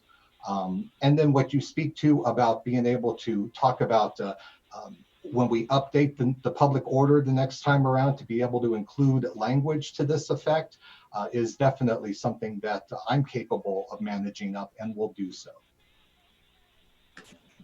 Thank you so much, Mr. Morgan. I appreciate that. And no, I feel confident that you will advocate for those specific populations as the governor continues to, grapple with these issues. And I hope to see some specific language. And I'll do my part, obviously, speaking to Victor Reyes about these two particular issues as well. So I appreciate that. Thank you. Are there any other questions for our Department of Health folks? Thank you again, the three of you, for participating. I appreciate that. We are on to the resolution, our ordinance piece of discussion.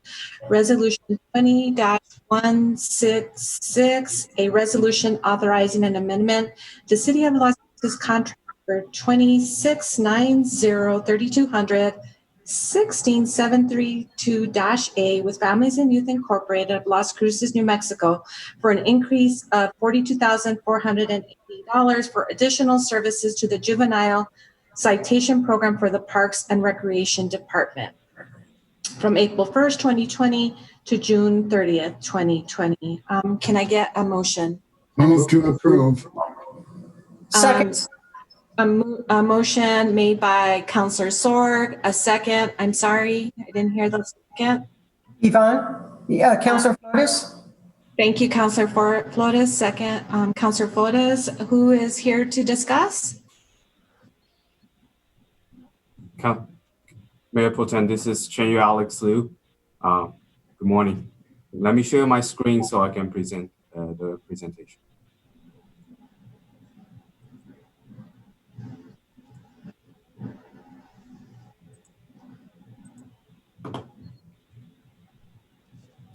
Good morning again. This is Chenyu Alex Liu with Purchasing Section. Today, going to present you the contract amendment for juvenile citation program services for the city of Las Cruces.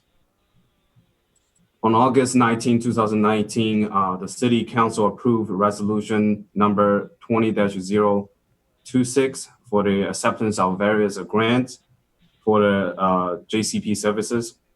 Families and Youth Inc. FY was awarded for Juvenile Assessment Reporting Center, JARC services for a total of $56,000. With additional funding available, we are asking the council to approve the reallocation of $42,480, the unspent funds to JARC services in order to cover the service from April 1st to June 30, 2020. With the amendment, the total contract amount is now to exceed $98,480. And with that, I'll pass on to Jay and Robert to talk more about the service and the program. Thank you. Thank you, Mr. Liu. Appreciate that. Good morning, Mayor Pro Tem and Council and City staff. Robert Nunez, Youth Services Administrator. JCP, we were reviewing our budget this year, and due to COVID-19, we have seen a decrease in numbers and identified funds that we would be able to work with FYI to be able to expend those funds through their assessments and services that they are still providing via virtual and telephone processes at this time. And here are your council options, and we'll stand for questions. Thank you.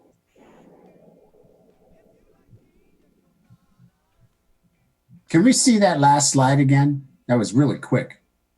Thank you. Are there any questions?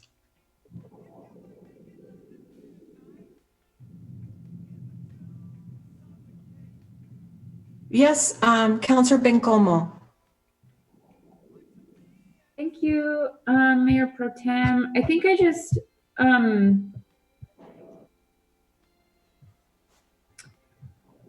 sorry, I think I was thinking this was still related to COVID-19, but it doesn't seem like it's necessarily tied to that, right?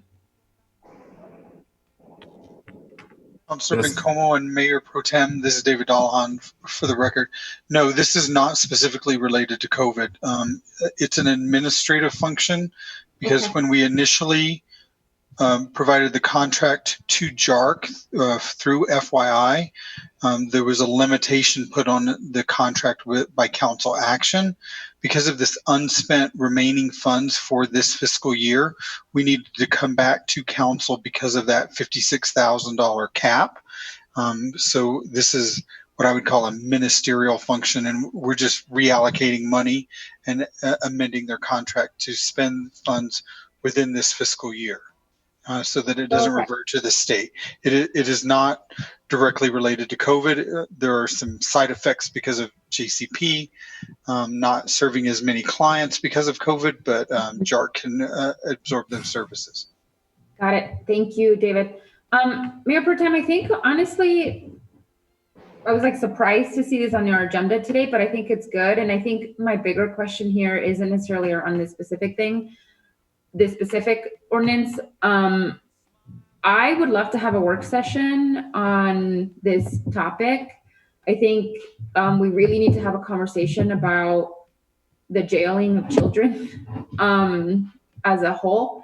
And then I would love to understand how they're working on decreasing juvenile delinquency, on all of these things. And I would love to understand how the city, how I can play a bigger role in this. And I think, so I would love to see a work session regarding this topic. Yeah, thank you. Madam Chair, if I may. Yes, Mr. Dollahan. David Dahlon for the record. Councilor Bencomo, we'll put it on the list for a work session and we'll work with staff. It'll probably be in July or August. That's where we're scheduling work sessions now. So we'll invite both JCP and JARC and probably the Juvenile Probation Office from Families and Youth Incorporated. I used to supervise the program at JCP and JARC. Just quickly to give you an overview, JCP is a youth diversion program for first, second, and third time offenders. And the JARC is an assessment center that allows children who are apprehended by law enforcement for either citation violations or status violations or a criminal offense. The JARC is used as a reporting center to allow police to return to their regular patrol, and while the JARC takes custody of the child to get it back to the family. The decision on whether to incarcerate a child or not is not within PD or city control. It is governed by the nature of the offense, and the Juvenile Probation Office makes that determination. And we will have juvenile probation as part of that discussion.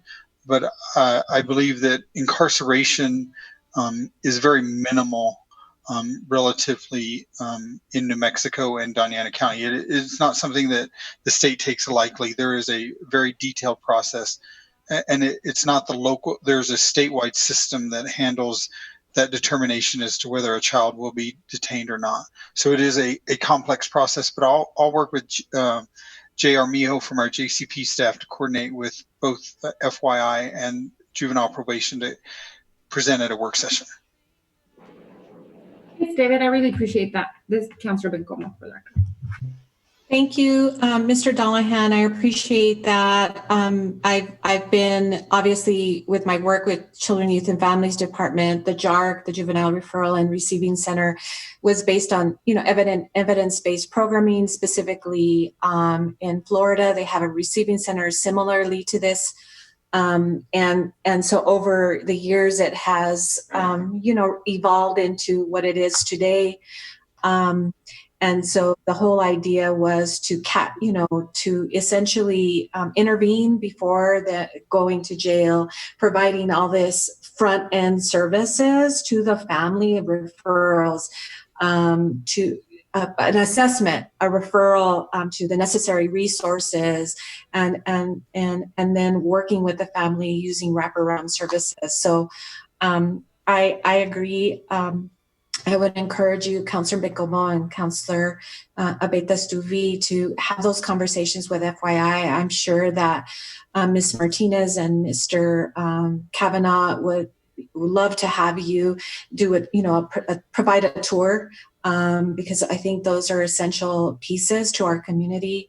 I agree, it's very difficult to imprison children, juveniles, if you will, and we need to do everything that we can, right, to intervene earlier on. And I believe that the JCP program and other programs are those programs set in place to help with that. So next is Councilor Flores. Thank you, Mayor Pro Tem. I pretty much had the same questions or concerns that Councilor Bencomo has, and invite me on that tour. I haven't been there. So it'll be 3 of us and we'll still be within the OMA guidelines. And thank you, Mr. Dollahan, for, as always, providing the background and information on this, because I was kind of concerned about, wow, we're funding and what are we doing here? Anyway, thank you. Thank you very much. Thank you, Councilor Flores. Councilor Sorg. Thank you, Mayor Pro Tem. I just wanted to make a comment that it's been several years now, but at one time, the JCP would offer to have a session with the young people that were in the program and some city councilors and a couple other people too. I remember the police chief was there once too. But that was a long time ago. And I thought the sessions were very interesting, and I got a lot out of it. And I hope the young people did too. It seemed to me they did. We would ask questions of each other, and also played a game or two that was appropriate for this type of situation. So I strongly suggest that counselors participate in this and see what it's all about. It's a very good program, I thought, anyway, at the time. Thank you, Mayor Pro Tem. Madam Mayor, we'll include that as part of the discussion at the work session, and give the full council an understanding of how the program works and what that involved in the past. David, to include data, I think it's important to have a number of juveniles that have gone through the program, recidivism rate, those kinds of things I think are really important, and sort of gaps and barriers in services. I like to hear those as well. Okay, well, I'm back. So good. Yeah, so I caught I forgot I had my camera down, put it back up. So I heard all the input. Didn't look like there's anything more. I guess Alex and Robert and Jay, they're finished with all their presentation. I believe so, Mayor. Yes. So we're ready for the ready vote? for a vote. Uh-huh. Okay. All right. So Christine? This is on the motion to approve Resolution 20-166. Councilor Abeyta-Stuvey? Yes. Councilor Vasquez? Yes. Councilor Bencomo? Yes. Councilor Sork?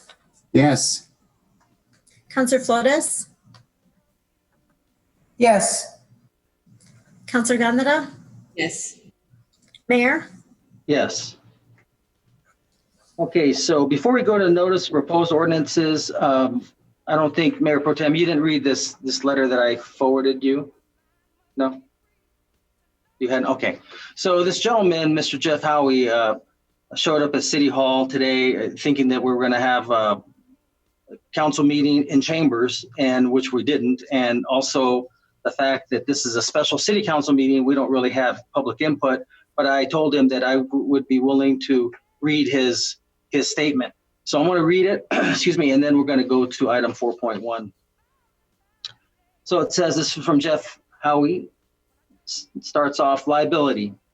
It seems clear that this ordinance is not about protecting public health, not practical, not a good use of our law enforcement department's limited resources, and not about protecting civil rights, which leads me to believe that this is motivated by a desire to generate fines or revenue for the city.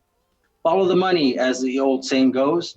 Our police chief has already stated that he believes that the citations will be dismissed if and when they are made or make it to court. And that means that would be a huge drain on our court system too, but I digress. Let's consider the possibility that you get this ordinance passed and John Q. Public goes along with it. Has bullet points here. 1, would you be training citizens in the proper protocols for PPE? This will take time and taxpayer funds. 2, will you be providing a large supply of disposable masks or several reusable masks to all citizens? This will take taxpayer funds too. Will you be providing hand sanitizers and or hand washing stations throughout town? This will take taxpayer funds. Will you be providing biohazard waste disposal stations throughout town? This will take taxpayer funds. At this point, it sounds like a money-losing proposition. And let's consider what happens if you don't do all the above. And again, bullet points, someone becomes infected by reusing a disposable mask, or someone becomes infected because they were not able to wash or sanitize their hands before each masking or demasking, or someone becomes infected because they came in contact with a used mask that was not properly disposed of, or someone suffers heat stroke, a heart attack, or death as a result of wearing a mask. Can you say lawsuit? I knew that you could. Please vote against ordinance number 2929. Given the facts, it's obviously the right thing to do. Again, signed by Jeff Howie. So I'm gonna, before we begin with the notice of proposed ordinance, I'm gonna ask Barbara if she would share with us the item 4.1 and 5.1 and its meaning. Yes, good morning, Mayor and Council. Barbara DeLeon, Interim Assistant City Manager. And today I'll be bringing forward for your consideration 2 items. One is a face covering ordinance, item 4.1. It's a regular ordinance, first read. The previous ordinance brought to you on June 1st was an emergency ordinance, but the mayor had not authorized that designation. This ordinance brought to you today also does not duplicate directives under the state public health order. The duplication can cause difficulties with enforcement, and also we want to avoid any conflict with the penalties imposed by the city ordinance versus the state directive. So what I'd like to do first is go through the proposed regular ordinance with you, and I'm going to start sharing my screen. Now, just for the record, this is not to be voted on. This is merely a for public notice, correct? Mayor, Council, that is correct. This is a first read, so we will be discussing the ordinance. It is not for vote. That will come forward at a later date. Okay, thank you. All right.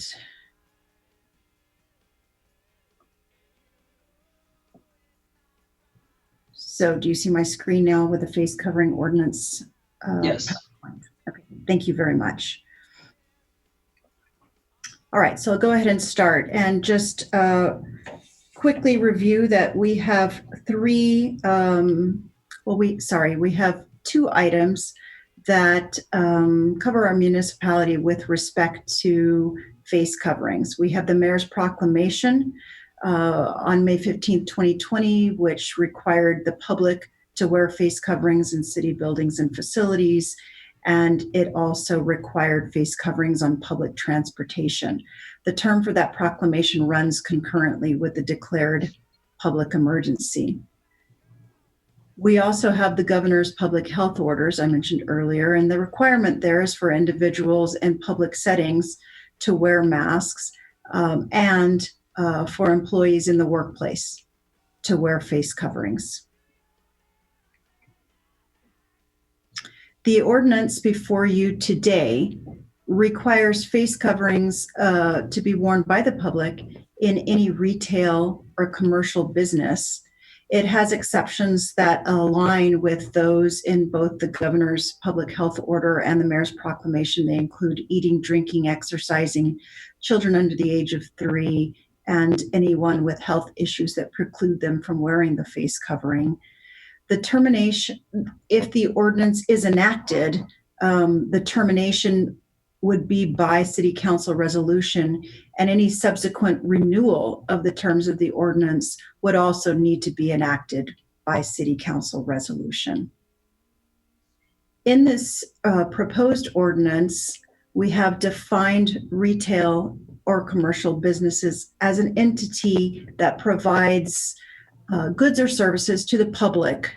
And we have provided examples of these businesses that align with the businesses that are enumerated in the state's Altogether Now New Mexico COVID safe practices. So you see some of them listed here.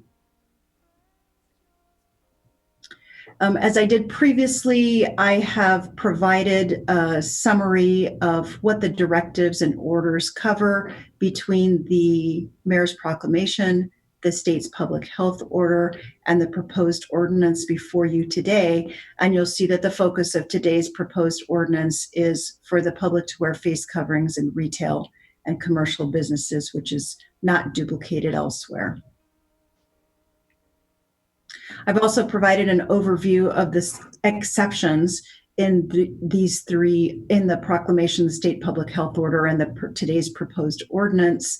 And you can see that we have aligned with the 2 previous vehicles for mandating face coverings. And this ordinance requires or allows for exceptions for children under 3, people with health issues, eating, drinking, and exercise, as I indicated previously. As the mayor noted, there will be no vote today. This is the first read of this ordinance, and therefore it's a discussion item at this point, and I will stand for any questions you might have. Thank you, Barbara. I'll wait for the council members to put their hand up. But before I get to them, I want to ask something of Deputy Chief Dominguez. Chief Gallagher is out this week.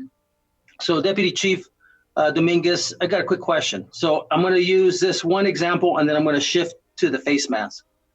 So it's my understanding that let's say you take a private business, Home Depot, for example. If someone parks in the handicap zone that doesn't have a placard, the city police will not cite them unless they have permission from the owner that says, you know what, we don't like that. You go ahead, and anyone who parks in a handicap zone that doesn't have a placard, you guys can give them a ticket. Unless you have that permission, you're not going to do that on private property. Is that correct? I hope Deputy Chief Dominguez. Good morning, Mayor, Deputy Chief Miguel Dominguez, for the record. We can cite on private property anybody that's parked in a handicap parking with or without permission. Oh, really? Okay. I was of the impression that you needed to have like the owner's permission to do that. And so that's not the case. You could cite it whether they give you permission or not. That's correct, sir. Oh, okay. Good. And that clarified something for me then. I appreciate that, Chief. Okay, so we're going to go to questions here. Councilors Bencomo and Vasquez. Thanks, Mayor. I'm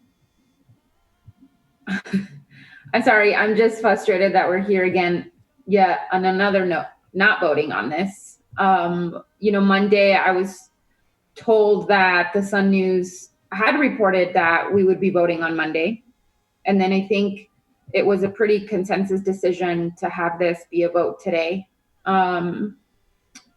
So that's frustrating. I think what it's allowing to do is to build more on these fear-mongering social media campaigns, frankly. I think we just heard from an epidemiologist, expert in their field, about the use of masks. And I think, even Mayor, part of, I really appreciate people, I really do appreciate people reaching out, whether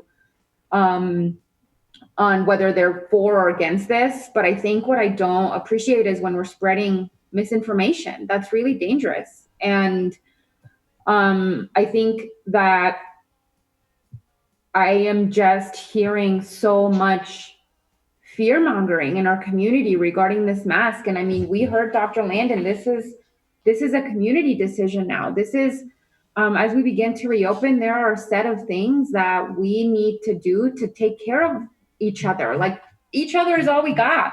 Let's take care of one another. And wearing a mask is a very simple way to do that. I mean, I think, and I've seen people saying that, we're sending people to jail. I am literally advocating for less people to be in jail, in detention centers, in our county detention center, and juvenile detention.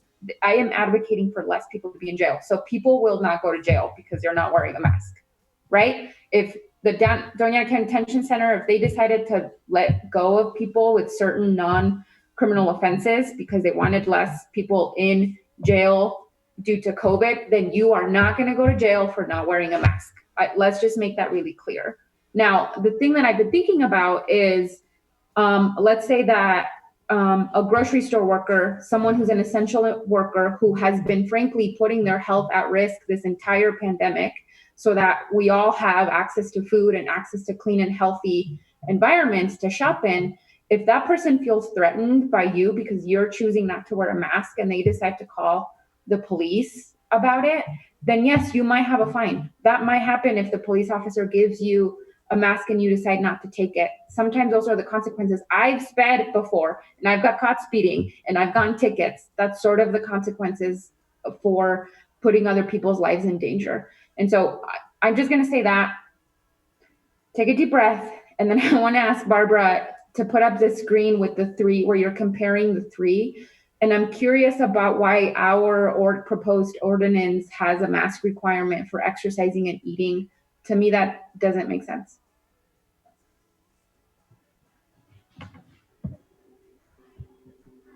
Right, I'm just going to share my screen. Excuse me, this is Barbara DeLeon again, Interim Assistant City Manager. That scared me, Barbara. I thought I was on mute that whole time. Here it comes. Let's see. And let me just go back.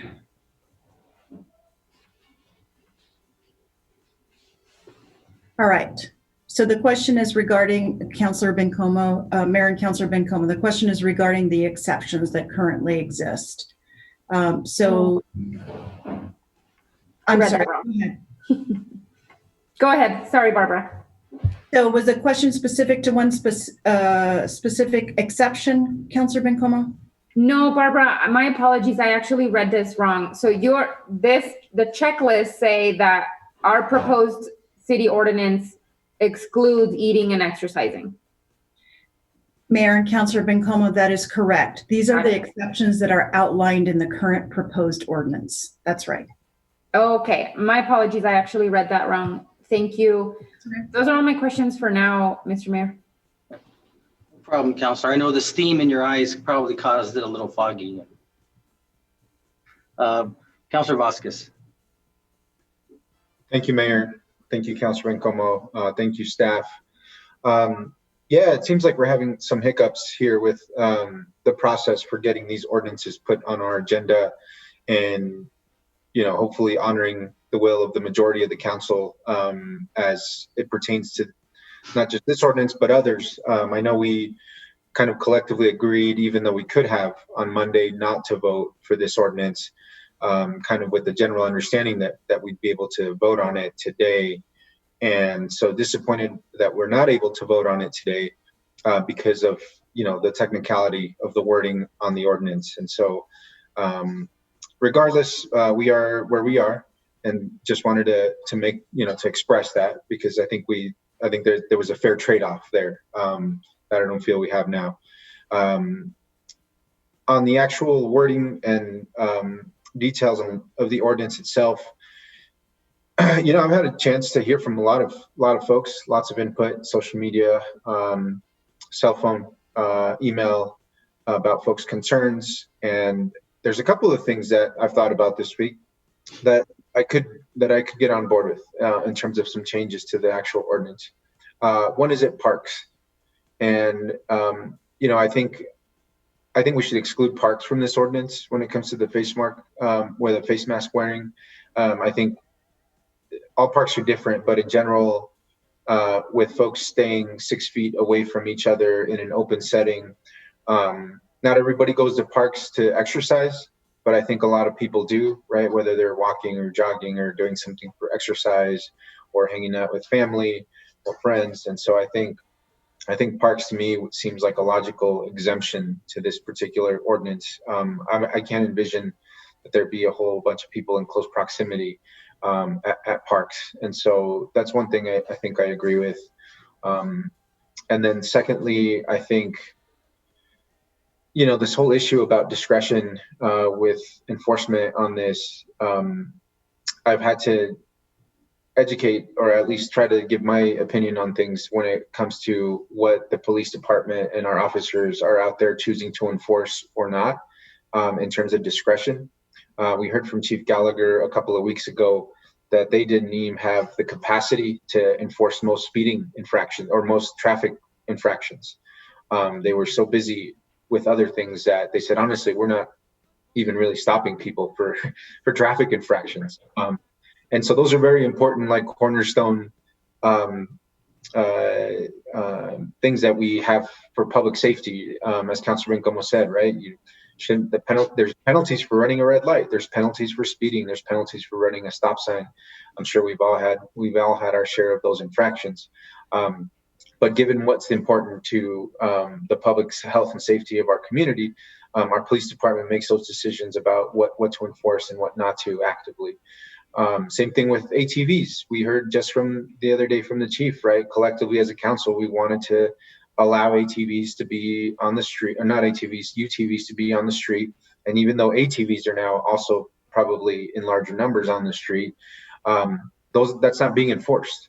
We heard that from the chief as well, right? So there's a couple of different instances of ordinances that are not being enforced that the council has created because we want to set a social norm. We want both to allow these things to happen or prohibit something to happen, but with the understanding that it's going to be up to the discretion of our police department to enforce or not enforce things.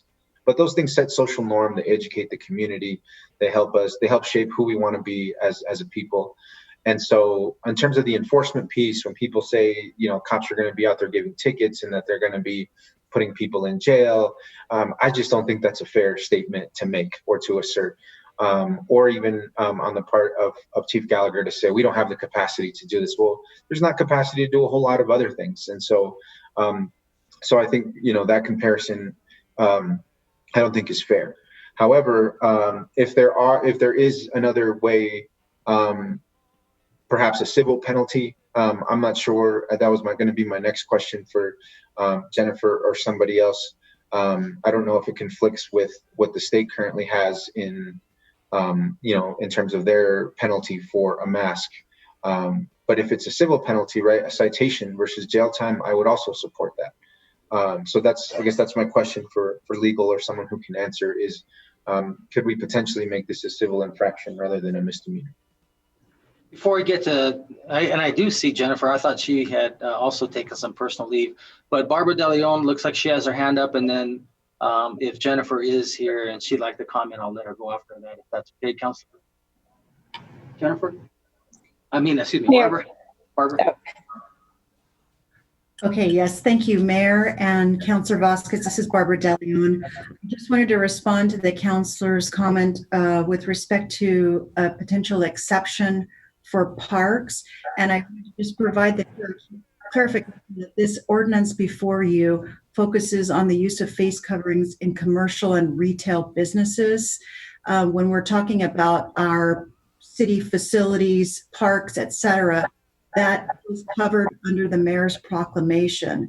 So if there is to be an amendment to that, it would be to that different vehicle for face coverings versus this ordinance, which is focused only on the commercial and retail businesses. Okay, thank you. Yeah, I read in the ordinance, and I guess the mayor's proclamation is included in the ordinance package as supplemental information. Is that correct? Okay.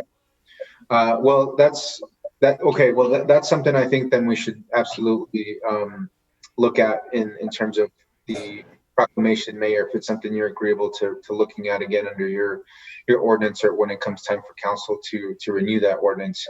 That might be a good option to explore. Councilor, did you want to hear from Jennifer? Yes, please, Mayor. Jennifer? Mayor and council, can you hear me? Yes. Yes. Okay. I'm sorry. I am on leave and I'm using my phone, so my video won't be the best. As far as a civil penalty that you asked about, that would require a different type of ordinance. It is allowed under Chapter 3 under state law. We could perhaps craft something under nuisance abatement, but that would be a different type of ordinance and we would have to bring that forward separately. We currently don't have a process for administrative. We could create one. It's not impossible to do. We just don't have one right now, and that would have to be a different ordinance. Okay, thank you. And Jennifer, that ordinance and Councilor Vasquez would probably be similar to what we had when we had the red light cameras. That was more of a civil penalty. And then we also had to have a separate hearing officer to have that opportunity for those who were given that citation to have a chance to plead their case, so to speak. Isn't that correct, Jennifer? Yes, Mayor and Council, that is correct. We do not have a current process for that. It would be very similar to that. There's another option which would also require an amendment to this ordinance, would be a penalty assessment, a strict penalty assessment. But again, that would occur in municipal court as well. Okay. Well, thank you. I appreciate that clarification. I mean, I think that might be a good middle ground. I don't think the intent of the council is for anyone to go to jail or anyone to get a $500 fine. But we want to normalize this because the vulnerable population in our community, and we've heard time and time again, in fact, from folks who oppose this ordinance, have consistently cited the number of people packed together at big box stores as reasons why we should reopen the rest of the city, right? And so I think we have to come to a realization that if we want to protect the elderly, those that are compromised, children, that we should all do our part and be responsible citizens to each other, especially in these settings where social distancing is a little bit harder. And I think that's a good middle ground. That's a good compromise as we reopen. I've seen at Albertsons the way that they have a specific worker, staff member who's outside of Albertsons that doesn't let people in without a mask. And I have seen numerous times those interactions. And most of the time they've been very friendly, right? They folks either get upset they can't go in without a mask and they leave and choose to go to another business. Oftentimes they find something to make a makeshift mask out of and enter the store with a makeshift mask on. But at Walmart and other places where there's really nobody asking folks to put masks on is where you're seeing the large concentration of people without masks, which are compromising the decisions that other people who choose to wear masks are. And so I think it's a good middle ground. I don't know, I guess Walmart's national policy is not to ask people to wear masks at the door, which I think is a failure of leadership on Walmart's part. But we should do what we can where Walmart isn't. And I think in these commercial and retail establishments, it's a small thing to do to respect the health of choices of others. And so whether it's a civil penalty or otherwise, I just think it's a way for us to be able to control probably where the most people are currently gathering without masks in close proximity to each other. So those are my comments and questions for now. Thank you, Mayor. Thank you, Councilor. Councilor Flores? Thank you, Mr. Mayor. And for clarification purposes, this is just on the commercial and retail businesses that we're discussing for future action on, correct? Ms. Christine Rivera or Ms. DeLeon? Mayor and Councilor Flores, correct. The item before you is the ordinance that is specific to mandating the wearing of face coverings in retail and commercial businesses. And what is the enforcement language on this? Do you have that? Yes. Read it for the record. If it's an ordinance, it's probably up to $500 penalty and or up to 90 days in jail, I'm going to guess. And that's our city ordinance standard. That's right. Sorry, Mayor and Councilor Flores. The penalty is a petty misdemeanor for an infraction of this ordinance. Great, thank you. Well, so there is time to be served according to that ordinance, right? In the event that there's a police officer sees it and this person can be then taken to jail. Is that correct? City attorney, somebody. I'm just trying to establish a line here. Let me ask the question of Deputy Chief Dominguez. Chief Dominguez, are you here? Deputy Chief Dominguez, I have a question for you. I'm available. Oh, thank you. So in the event this ordinance was to pass and you saw that it was being violated, that people weren't, that a person wasn't complying with it, would you be able to arrest that person and take that person to jail?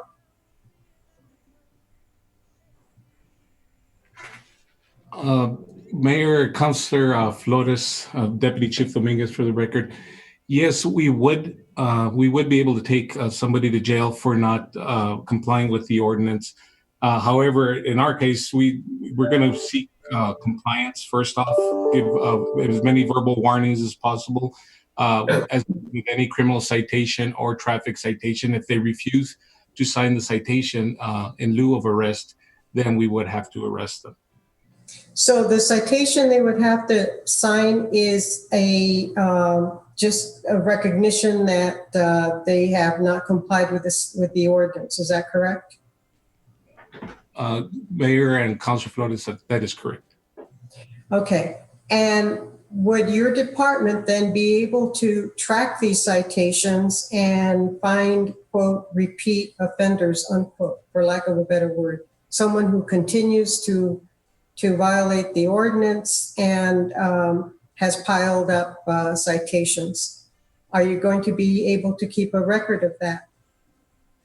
Mayor and Councilor Flores, yes, we would. We would be able to track that. Okay, so say, and then is there a discretionary number or of citations that would have to pile up? Would it be 3, 5, 9, 10, 12 before that person would be taken to jail? Or how would that work in reality? Or no, excuse me, forget the reality. Just procedurally, how would that work? Mayor, Councilor Flores. How many citations? Each incident is treated as an individual violation, just like a speeder, for example. You give 60 citations for speeding to the same person. They're all treated as an individual incident. Okay, but the citations that you'd be issuing in connection with a violation of this particular ordinance for not wearing a mask in a commercial or retail business, you citation, but the person would have to appear in jail. Excuse me, they would have the option to appear in court. Mayor, Councilor Flores, that's correct. If somebody received 10 citations and the judge wanted to impose a harsher penalty or hold accountable for the multiple infractions that the municipal court judge. Do you know whether a judge would not enforce the ordinance at all, either by a fine or incarceration? Do you know? Mayor, Councilor Flores, that'd be strictly up to the judge's discretion. Correct. So if you saw someone and you issued the citation for a violation of the ordinance, the person would have to go to court and potentially go to jail or pay a fine. Is that correct? Mayor, Councilor Flores, that is correct. So to say that you won't go to jail because we, the city councilors, have no intent of this ordinance being enforced doesn't make sense. Is that correct? Maybe the city attorney can answer that.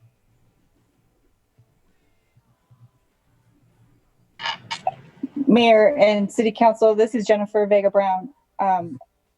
If what I heard you say is it wouldn't make sense to pass an ordinance that we have no intention of enforcing, is that what you're saying? No, that's not what I said. I'm sorry, I wasn't clear.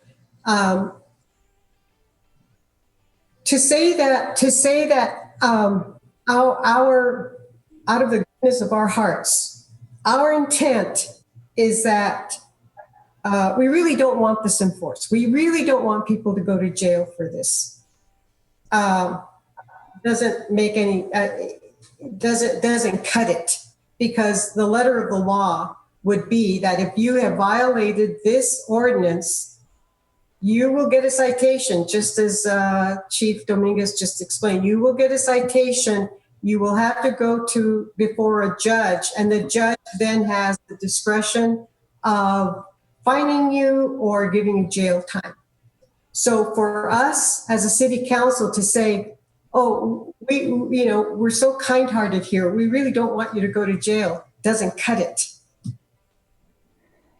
Mayor and Council, this is Jennifer Vega Brown. You're correct. The way that the ordinance is drafted leaves a great deal of discretion with the court. You can draft an ordinance and you can add a provision in the ordinance that has a specific penalty. You can add a specific citation amount. You can add that into the ordinance, much like penalty assessments with traffic tickets. There are certain traffic infractions that are strict penalty assessment. You can do that. That wasn't done with this ordinance, but you have the ability to do that with amendment to this ordinance. I wouldn't recommend passing an ordinance that you have no intention of enforcing, because then we run into constitutional issues. But you do have the ability to delineate a specific penalty. So we can't say to anybody, don't worry about the consequences of violating this ordinance. You're not going to go to jail. Is that incorrect for us to be saying that? Mayor and Council, this is Jennifer Vega Brown again. That you're correct. Once the citation is issued and once the person appears in court, the discretion lies with the judge and the prosecutor. Well, the prosecutor will ask for certain things, whoever that is, and the discretion for penalty lies with the judge. Right. Councilor Flores, can I jump in real quick, if I may? No, I have one more question, Your Honor, if I may. All I want to add, just to finish this up, thank you, Mr. Mayor, is the only discretion the judge will have will be within the parameters of what the ordinance states the consequences will be of that violation. Is that correct? Mayor and Council, as with all petty misdemeanors, there are maximum penalties, and we have stated, this has been stated as a maximum penalty of 90 days, $500 fine. So within that, yes. Yes, thank you. Thank you very much, Ms. Vega Brown. Yeah, and so what I wanted to say, Councilor Flores, and I'm pretty sure you were there at the meeting on Monday, but the majority, in fact, not all the council members had advocated and do not wish to have anyone arrested or cited for not wearing a face mask. And it was brought up or suggested that a resolution be brought forth instead of an ordinance. So if council would prefer to have the ability to have the opportunity for whether it's law enforcement or whomever to educate the public on the necessity of a mask or the benefits of a mask, but not have them be ticketed or possibly go to jail, then my suggestion would be to look at a resolution instead of an ordinance. Okay, so next we've got Councilor Abeyta-Stube. Thank you, Mayor. Thank you, Councilor Flores, for your questions. Earlier this week, I did reach out with very similar ones. Since I've started this, I think it's no question where I stand on how beneficial I feel face masks are and how they are needed, as Dr. Landon said, for our community. I think we're at a delicate balance right now with opening up, and that we need those community intervention pieces. We need all those pieces so that we can work together. My main push for this has been for this commercial and retail spaces. As noted before, those community interventions was the social distancing, washing your hands. When those are not available, that's where it's so important that masking comes into play. But with that in mind, I do have concerns, just like you brought up, that we are not the decision makers on how this is enforced because we are not the officers arriving at those places if there is a call being made. I am in support of a resolution that would be able to also carry a similar effect that we need, because we need that education, we need masking. I believe Mayor Pro Tem Gondra asked to hand out masks, and I will join you to hand out masks to the public. I will be there. I think that it is that community effort that we are going to need. I want to comment on the gentleman that did send in his letter. He is actually absolutely correct that we need education and we do need masks out in the public. That I know he probably doesn't feel the same way, but we do need those things out. It's very important. As a note, one of the items that seemed to be a fairly different message and was that about people possibly getting sick with wearing their mask. I would like to say anytime we have a mask over our face, it's a warm, hot environment. Just like with our undergarments, we need to make sure we are washing and that we have proper hygiene. And so that is definitely an educational piece that perhaps needs to be coming out. It seems like there might be some confusion among people about those types of elements. So I think we definitely need to work on that. But I am concerned about the piece regarding how this is enforced. And so, like I said, I'm in favor of the resolution to be able to put this into place, still show our public that this is necessary for our community, especially because remember, it's not just about it's about we. And that's very important. And I still have not had anybody, I asked for a call out on Monday for anybody to bring data about other mitigation that we could bring that's as effective as masking. And, because we want all the tools we can during the process. It takes all those tools to work together. And so still, if people have more ideas, I'm happy to hear them. But I do think we should work forward towards the resolution. Thank you, Mayor. Thank you, Councilor Beta Stuvey. Councilor Sorg? Thank you, Mr. Mayor. I just want to give kudos to my fellow councilors and their comments they've been making so far. They're good, and I align myself with them too. In one particular one, Councilor Vasquez comments about parks. If he would recall, last time we discussed this, I made a comment that I think parks should be off the list for the same reasons he mentioned today. And if you look at the ordinance that we're discussing at the moment, there are no parks, as far as I could see anyway. I didn't do a word search, but didn't look like the words parks were in there as part of the commercial and retail. However, in the next ordinance on the agenda, the word parks are in there, is in that one. I just want to say there's very few of us on this in this meeting that went through the years in which the debate over seatbelts in cars was done. And I don't remember it really well, but I do remember there was a lot of controversy. And this is all about public safety and trying to keep people safe. And, wearing seatbelts is very personal. If you are in a car and are in an accident and you got thrown out of the car, it was your own fault. But if you had the seatbelt on, it would protect. And I'll never forget a neighbor of mine up in Montana wasn't wearing seatbelts. They were thrown out of the car and they died. Or no, they didn't die. How did it work? Anyway, they were saying if they had a seatbelt on, they would have died.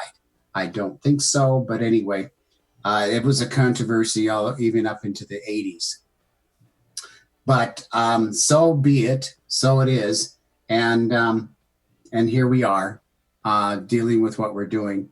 We'll need an explanation on the next ordinance when it comes up in the agenda. Thank you, Mr. Mayor. Mm-hmm. Thank you, Councilor Bencomo. Thank you, Mayor. I just want to address a couple of the other points made earlier. Deputy Chief Dominguez, some of these questions are coming at you. The Doña Ana County Jail population was significantly reduced from March till now, correct? Mayor Councilor Bencomo, I believe that's correct. And I think that they focused on releasing folks who were suspected of nonviolent offenses, who may not have been able to post bond and didn't pose a flight risk, right? Mayor Councilor Bencomo, that is correct. And then I remember early on Chief Gallagher telling us about an internal policy regarding COVID, and that he and you all would be sending fewer people to jail. Is that correct? Mayor, Councilor Bencomo, that is correct.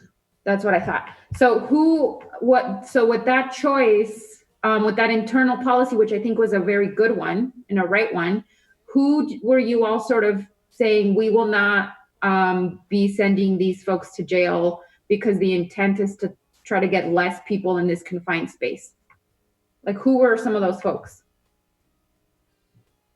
Mayor, Councilor Bencomo, it depended on we were discussing all petty misdemeanors. Just so you know, the detention center, we have to call them if we do have a petty misdemeanor, see if they have room for that, whatever incident it is we have arrested somebody on. And that kind of decides whether or not we cite them or take them in. They will take all violent arrestees, but other than that, it's on a case-by-case basis. So when we started discussing who we should take to the detention center, obviously all violent offenders we were still going to take, but we needed to check with them first, because if they had any symptoms of COVID-19, that would be a different, we'd have to probably take them to the hospital first instead of going straight. Right. Thank you for that explanation. And Deputy Chief, what do you think would be the likelihood of you or one of your officers saying, hey, Doña Ana County Jail, and I don't think if you can see me, but I'm making a phone with my fingers. If you call the jail and said, hey, we have a misdemeanor offender here who isn't wearing a mask, what are the likelihoods that you would actually end up taking them to the jail? Mayor, Councilor Bencomo, if the only charge was not wearing a mask, they probably would not take them. That's what I thought. And the prior questions I think were concerning to me, because I'm not making the statement of you're not going to go to jail out of the kindness of my heart. I'm making it because it was very clearly made to us earlier during this pandemic that it was an internal decision by law enforcement agencies to send less people to jail who were nonviolent folks who had nonviolent offenses. So I just wanted to bring up that point from an earlier conversation we've had. So I appreciate it, Deputy Chief. Thank you. Thank you, Councilor. Mayor Pro Tem. Thank you, Mayor. Thank you to my fellow councilors. I appreciate the dialogue. And Deputy Chief Dominguez, I appreciate your replies. I guess I wanted to Jennifer Baker-Brown, Ms. Baker-Brown, the petty misdemeanors, if someone had one infraction and had the 90-day jail time, $500 fine, what if they had a second infraction specific to the mask, what would that be? Now, did I hear last time, and I just want to clarify that it was a felony? That's under the state law, Mayor Pro Tem. Mayor and Council, this is Jennifer Vega-Brown. The state penalty is quite different, and that's only upon conviction. It is quite rare in this city that anybody would serve time for a petty misdemeanor. When the beginning of this pandemic, we heard from a particular defense attorney, and I looked into how many people were incarcerated serving time for petty misdemeanors, under which I would have had the ability to submit a motion for release. And there were only 4 at that time. And we did release those 4. So it isn't common that somebody would spend an extended period of time in jail for a petty misdemeanor. This ordinance isn't written so that a subsequent conviction has an increased penalty. So if you have just like what Deputy Chief Dominguez said earlier, if you're arrested 60 times, the penalty could still be the same. There is no increased penalty for subsequent arrest or conviction. Okay, and so it could mean a $500 fine. Mayor and council, yes, if the judge imposed the maximum for this offense, the maximum, it could be a $500 fine. Thank you. And so you mentioned civil, or was mentioned about civil penalties. Can you tell me what that means exactly, and what that would consist of, and how we would specifically address that in the ordinance? Mayor and council, in order to get to a civil penalty, which that hadn't been raised before, I'd have to look into that, because I need to see if it falls under our nuisance abatement and our ability as a home rule jurisdiction to draft an ordinance. It could very well. We would have to draft it quite differently, because it would have a civil penalty, and a person who would be given a civil citation is still entitled to due process. So we have to have an administrative process, a civil administrative process in place, much like the mayor referenced our former DWI seizure ordinance. There would have to be something very similar in place to that for an administrative process. Okay. And so, Jennifer, in terms of any specific citations, and or we could specifically in this ordinance, it would just be a $25 fine or whatever that is. Or, I mean, we can list what that is, and the judge would follow that. Mayor and council, you can list a penalty. Yes, like a penalty. It'd be similar to a penalty assessment, much like a certain traffic offenses. They are strict penalty assessments. It could be that. It would take an amendment, and I'd have to take it back. I don't know how substantially the amendment would make it. We might have to re-advertise, but it can be done. Yes. Okay. And could you just, for the public's knowledge, speak to resolutions versus ordinances? What that would mean? Mayor and council, a resolution does not have any penalty for not adhering to the resolution. It's a guideline. It's a policy statement and a guideline set by city council. It's not enforceable by a penalty. So it's quite different than an ordinance. Okay. Thank you, Mayor. Mm-hmm. Okay, well, so that's, I don't see any more comments or questions. So Barbara, on this here, I guess, well, it's going to be up to council if you want to bring it forward, because this is going to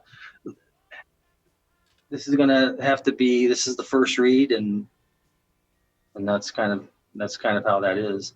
Let me just, for Councilor Bencomo and Councilor Vasquez, I responded to a member of the media and asked why we weren't voting. And this was my response. Said it was written and advertised as an emergency proclamation. I'm being told that staff thought I was supporting an ordinance, an emergency ordinance requiring masks throughout the city. I do not support that. I do not support requiring face masks throughout the city. Therefore, it has to be advertised as a regular ordinance, which basically takes 2 weeks. And so that's why we're here today. Okay. Councilor Vasquez and, Jennifer, you have another comment? Yes, thank you, Mayor and Council. This is Jennifer Vega Brown. Mayor Pro Tem, I should have also noted that the difference between a resolution and an ordinance, a resolution can be brought forward within the 72 hours. There does not need to be a 2-week posting of it. So a resolution could be brought quicker and it's immediate, unlike a resolution. I could probably, it's 12:15 right now. If a resolution wanted to be brought forth, I could probably get it as a special meeting at the end of our regular work session on Monday. We have probably 2 or 3 hours, depending on when we end our meeting right now, and then staff could draft that up real quick. Just thought I'd throw that out there. Councilor Vasquez? Thank you, Mayor. Thanks to all my colleagues on the council as well for all their thoughtful analysis on this issue. I was just thinking by the time we pass this either ordinance or resolution, the pandemic will be over. But seriously, I think in the spirit of what I at least heard from the comments from my colleagues, and continuing to also take the opinion of our law enforcement officials, Deputy Chief, thank you so much for your opinions today. I think a resolution probably is the best way to move forward on this. And so that's one piece, I think, of the public education that we need to do on masks. And so I don't want it to end there. I think Councilor Abeyta-Stube had some really great ideas about public education, right? Whether it's video PSAs or radio ads or other ways to really communicate and message to the public that wearing a mask is not a decision to protect them, but their community and their neighbors. And we want to de-escalate conflict clearly wherever possible. But we also can't forget that people in stores who have already complained to managers and probably local police officers outside of Walmarts when people aren't wearing masks, that stuff's going to keep happening, because there's some in the community who, out of whatever choice they choose to make, not to wear a mask and not to believe science, will do that. And that's fine, right? I mean, we don't want to take people to jail, give them tickets for that. But we also have to be prepared for that reality, right? That's going to keep happening. So I think a robust education campaign, citing not any member of the council, but citing medical professionals like the state epidemiologist, so that people understand this is coming from the most credible sources of people who are recommending us to wear masks is a good thing to do. So those are my thoughts on moving forward. If the rest of the council agrees, and thanks for thinking of that. Thank you, Councilor Sorg. Thank you, Mr. Mayor. I concur. I've always been a great proponent for education on the importance of everything, and masks in particular here. So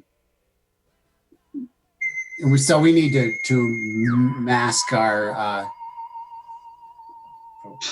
Where are you, Gil? I am home. I'm just kidding. I had my friend from Mars just pop in. Yeah, I know that. Now, that education, we need to really concentrate on that.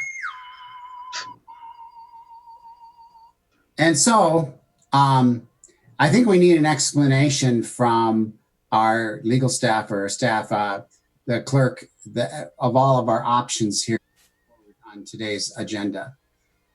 Clear what the ramifications and what we do are from whoever knows them. That's what I would suggest that get done here eventually here when we're all done talking about it. Thank you, Mayor. Thank you. Councilor Abeyta-Stube. Thank you, Mayor. Yes, I think Councilor Vasquez said it best, that timing is of the essence. It would be very nice to see the resolution on Monday, and then just start working next week on those educational bits and ways that we can help with the masking. So if it needs to be included on Monday, for if we need to do additional funding to procure masks for the public to be able to hand out and make available to them, that might be something to also consider. Or if we have enough. Yeah. Okay. Let me just ask Jennifer before. Jennifer, can we do that? Can we just hand out masks to the public in general? Or does it have to be a certain income level that they have to be at because of the anti-donation clause? Mayor and Council, I think that because we are in a state of emergency and this is a health issue, I don't think that the anti-donation would play in this because of the seriousness of it, and it's a health issue. Mm-hmm. Thank you. Yes, that public health and safety, I thought it would fit under. But thank you, Mayor. No, thank you. Thanks for that clarification, Jennifer. Okay, so, Councilor Vasquez, you have another comment? Oh, Fred. No, Mayor, that's it. Thank you. Okay, so then it doesn't look like we're going to be bringing this forward. And we'll work with staff to get a title and a resolution for a special city council meeting immediately following our work session on Monday, the 8th. That's what I'm hearing? Okay. Mr. Okay, Mayor, so then, Yes. I beg your pardon, David? Did you have a comment? Mr. Mayor, this is David Dahlon for the record. We'll be prepared for Monday for a special meeting and a resolution. Perfect. If that's the will of the whole council, thank you. Yeah. Okay. So then item 5.1, Council Bill number 20-037, probably, Christine, best course of action would be to just vote that down? Or table it indefinitely? Yes, we'll need to remove it from the table first, and then we can table it indefinitely. Okay, so we're at 5.1, Council Bill number 20-037, ordinance number 2929. Need a motion and a second to bring it on the table? So moved. Second. Can you please state your name, who made the motion and who second, please? Councilor Flores moved. Okay, and who was the second? Okay, motion by Councilor Flores, second by Councilor Beta-Stubbe. Okay, and then if I could have a motion and a second to table it indefinitely. Mayor, I need to take a vote to remove it from the table first. I'm sorry. Just seeing if you're paying attention there, Christine. I am. So this is on the motion to remove ordinance 2929 from the table for discussion. Councilor Beta-Stubbe? Yes. Councilor Vasquez? Yes. Councilor Bencomo? No. Councilor Sorg? Yes. Councilor Flores? Yes. Councilor Gandara? Yes. Mayor? Yes. Okay, now I'll need a motion and a second to table this indefinitely.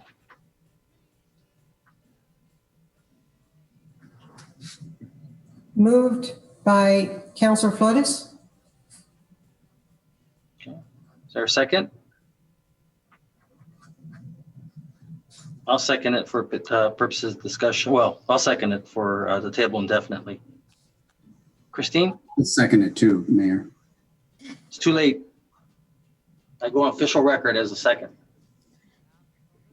This is on the motion to table ordinance 2929 indefinitely. Councilor Beta-Stubbe? Yes. Councilor Vasquez? Yes. Councilor Bencomo? No. Councilor Sorg? Yes. Councilor Flores? Yes. Councilor Gandara? Yes. Mayor?